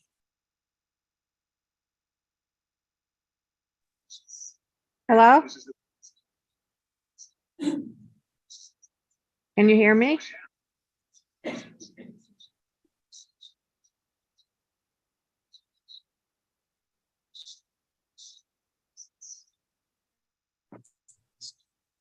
Can you hear me?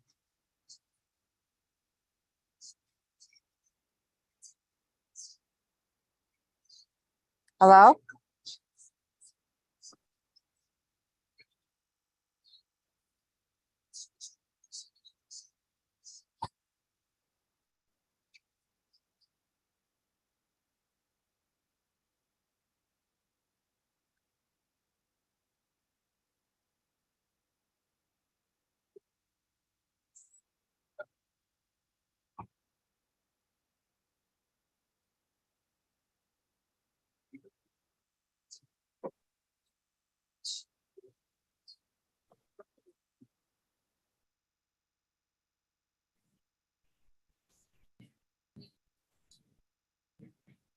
You can hear us once you try speaking.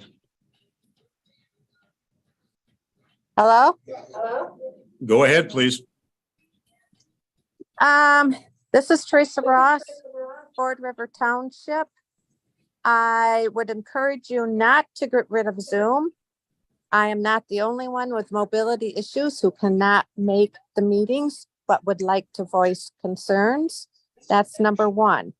Number two, the ineptness of this board and firing Emily is certainly costing us taxpayers a lot of money. Thank you. Thank you. Anything else in Zoom? Yes. Go ahead, please. Hello, this is Susan Carlson, Wells Township. I wanted to be sure that someone contacts our prosecuting attorney to have her confirm that Ashley Young does not have a compatibility problem with holding two positions as the administrator and also as the controller. I believe the Compatibility Act requires that one position cannot be the supervisor of another at the same time. That needs to be looked into. And also, yes, I agree with Ms. Ross that you have to consider disability for people so they can attend these meetings. If Zoom only costs $200 a year, keep it, and you can have YouTube as well. I would encourage you also to review some of the latest newscasts regarding Attorney General Nessel and her comments with regard to Ottawa County. They had a similar problem as you had, where they fired two individuals. When the Attorney General investigated, apparently she did not find any violations of the Open Meetings Act, but she scolded them about transparency. And she is going to try to add to the Open Meetings Act the requirement that agendas be posted 48 hours prior to a meeting. And these then could not be added to or changed. I did get my answer as to the agenda that I could not find. It was posted by Tracy at 11 a.m. on the morning of the 14th. But that required me to continually monitor the county website, which I should not have to do, and which I think most people don't do. The other last question I had was, I'm confused as to whether or not the Soil and Conservation District is giving back to Delta County complete control of soil and erosion, and also the Delta County Forest. I believe you have to have a registered forester in order to do that. Just check that out. And as Rory's at the meeting, I don't know if he could answer. Thank you, ma'am. Thank you. Thank you. Anybody else on Zoom for general public comment? Hi, I'm on Zoom. Can you hear me? Yes, ma'am. I would just like to request that you would continue to keep Zoom, as Zoom is used by most companies with their employees. And I really do like the fact that we can speak with you via Zoom. So I would highly encourage you to keep Zoom rather than just YouTube. YouTube can censor, and they do censor a lot of information. So our information may or may not be kept with YouTube. So I highly would encourage you to keep Zoom, especially seeing as it sounds like it only costs a few $100s a year. So that's my comment. Thank you very much. Okay, Thank you very I much. do need your name and residence, please. Oh, this is Bonnie Huckala. I'm Escanaba. Anybody else on Zoom, please? All right, very good. Moving on, commissioners' comments, Mr. Peterson. Gentlemen, I need to ask a question of real quick. How much time, Sheriff Oswald, will you need at the next meeting to bring a presentation forward about, do you think?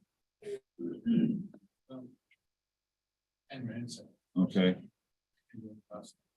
I don't know if this is too much to ask, but the fairgrounds, Vic and Vicky Misha, and I have not talked to her to see if she can come to the next meeting, but they have a request to look at the insurance, grounds insurance, and I would like to bring her forward if she can make it next meeting to talk to us about that. That's all I guess I have for us at the moment. Mr. View.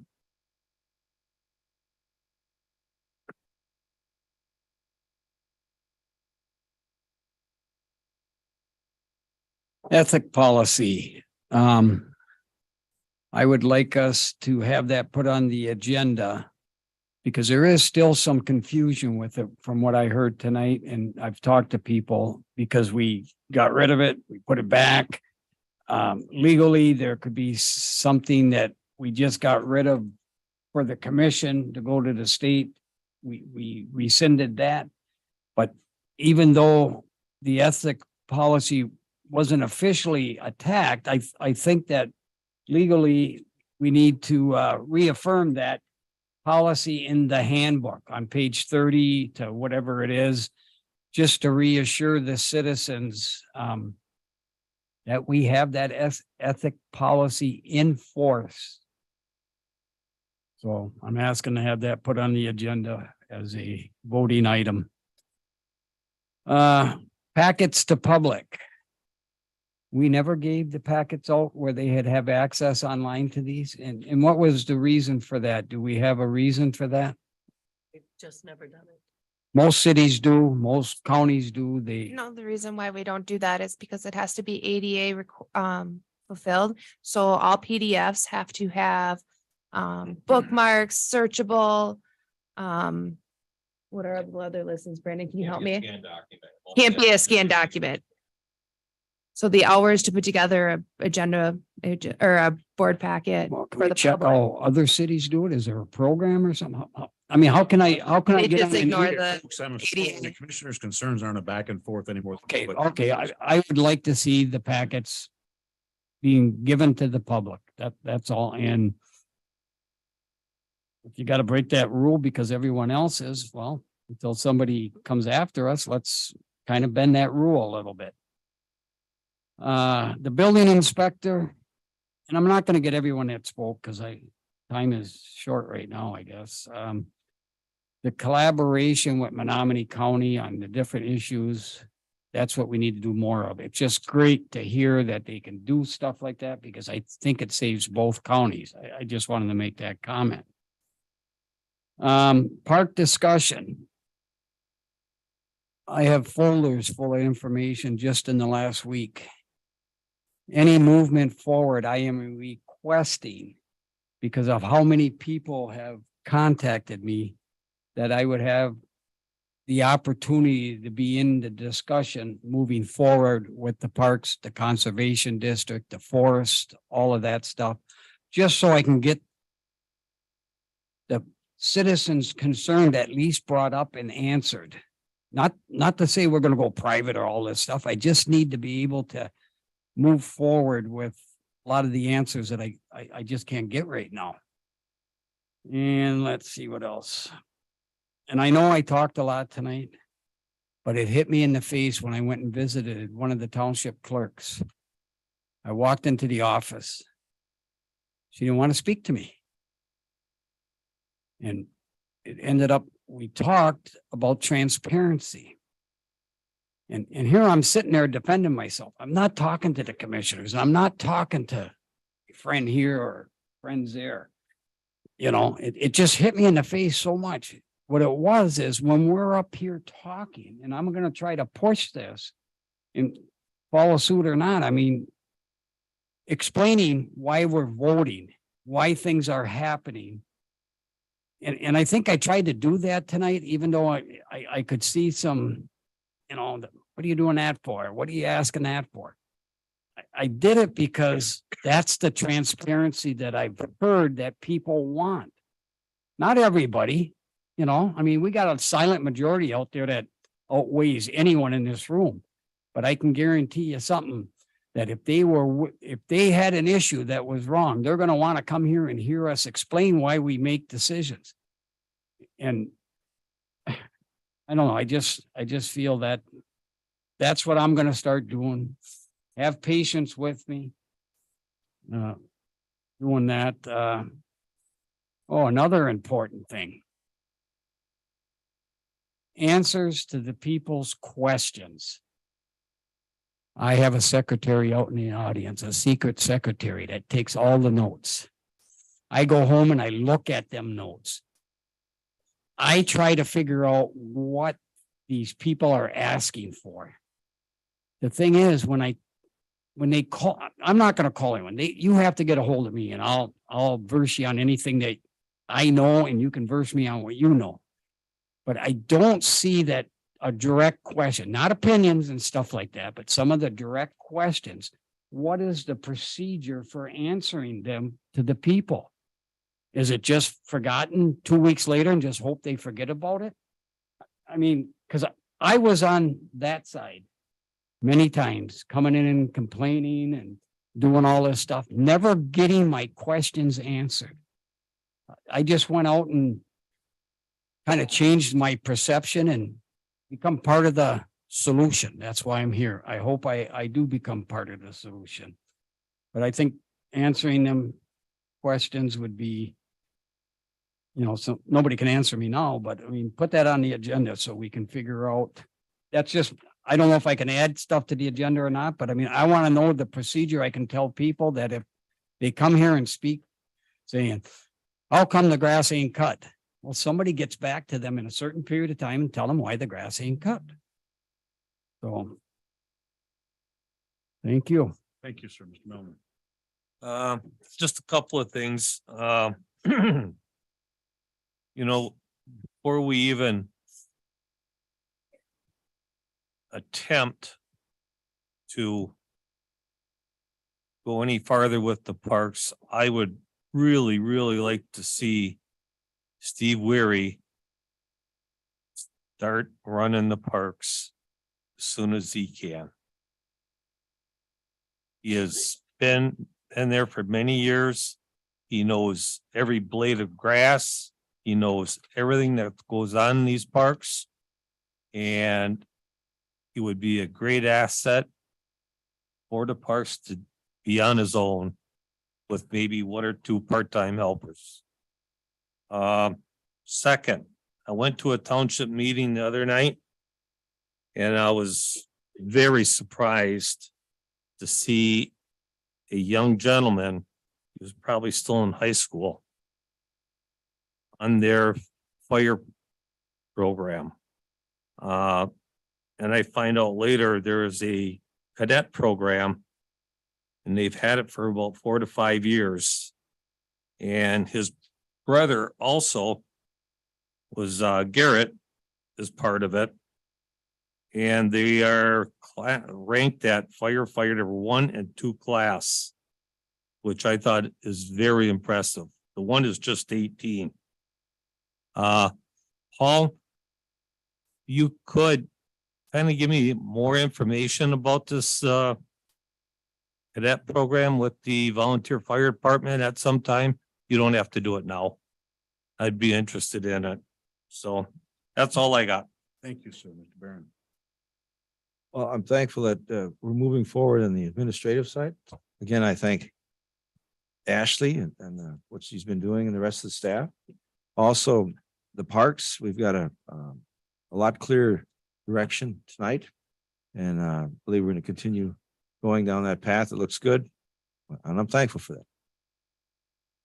Nancy? Ashley?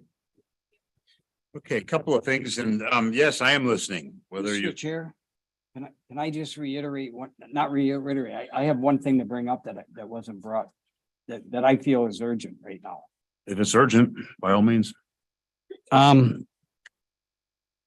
We didn't talk about a process for the new administrator. I didn't know, I thought that was on the agenda, but I guess it wasn't, and I would like to make sure that that gets on the next agenda or a special meeting. I think the people are waiting for us to move forward with that. I mean, we talked internally what we're gonna do, but we need to really move forward with that. That's all I wanted to I say. concur 100%. Okay, thank you for No, my giving me that pleasure. extra second. Question was asked several times tonight. Am I listening? The answer is yes, always. You might not think I am. You might not appreciate my answer, but I listen always. Dave Adamini is a friend of mine since we've been kids. As somebody who's been called a bully, I will give you this promise. I can sit and talk politics or religion with you at a table without getting stinky or snarky.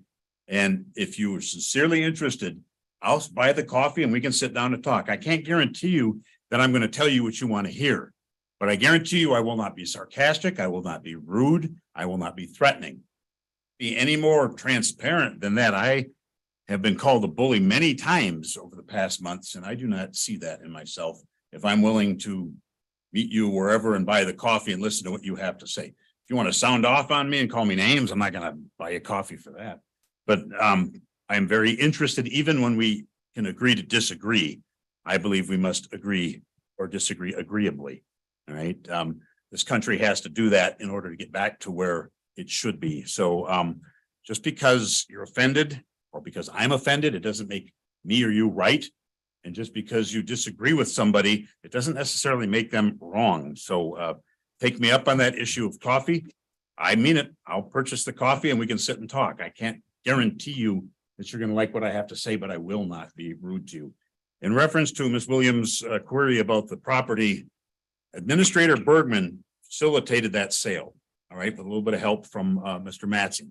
We purchased 1,400 acres of what I'm not a forester, so I might say something wrong, of prime property for less than 40 grand. Now, somebody had said that I thought there was prime hardwoods on there. I was corrected by a guy, so I asked a forester, what's on that property? Well, it's aspen. What's aspen worth? Quite a bit. If you can purchase 1,400 acres for less than 40 grand, hell, if we sold them for $1,000 an acre, we'd have people lining up from here to Dickinson County and back to get that stuff. If we do managed timber cuts on that property, it's for the benefit of the county. I'm not a forester, so if I spoke out of line, I don't know what aspen stands are, or I don't know the difference between the different types of woods.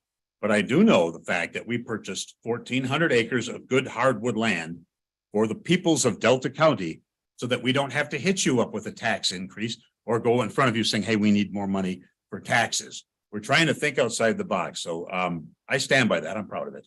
Just like I was of the 500 solar panels that we purchased at Escanabas Farm, we get the 5.5% interest on your money. So is this board perfect? No. Is it inept? No.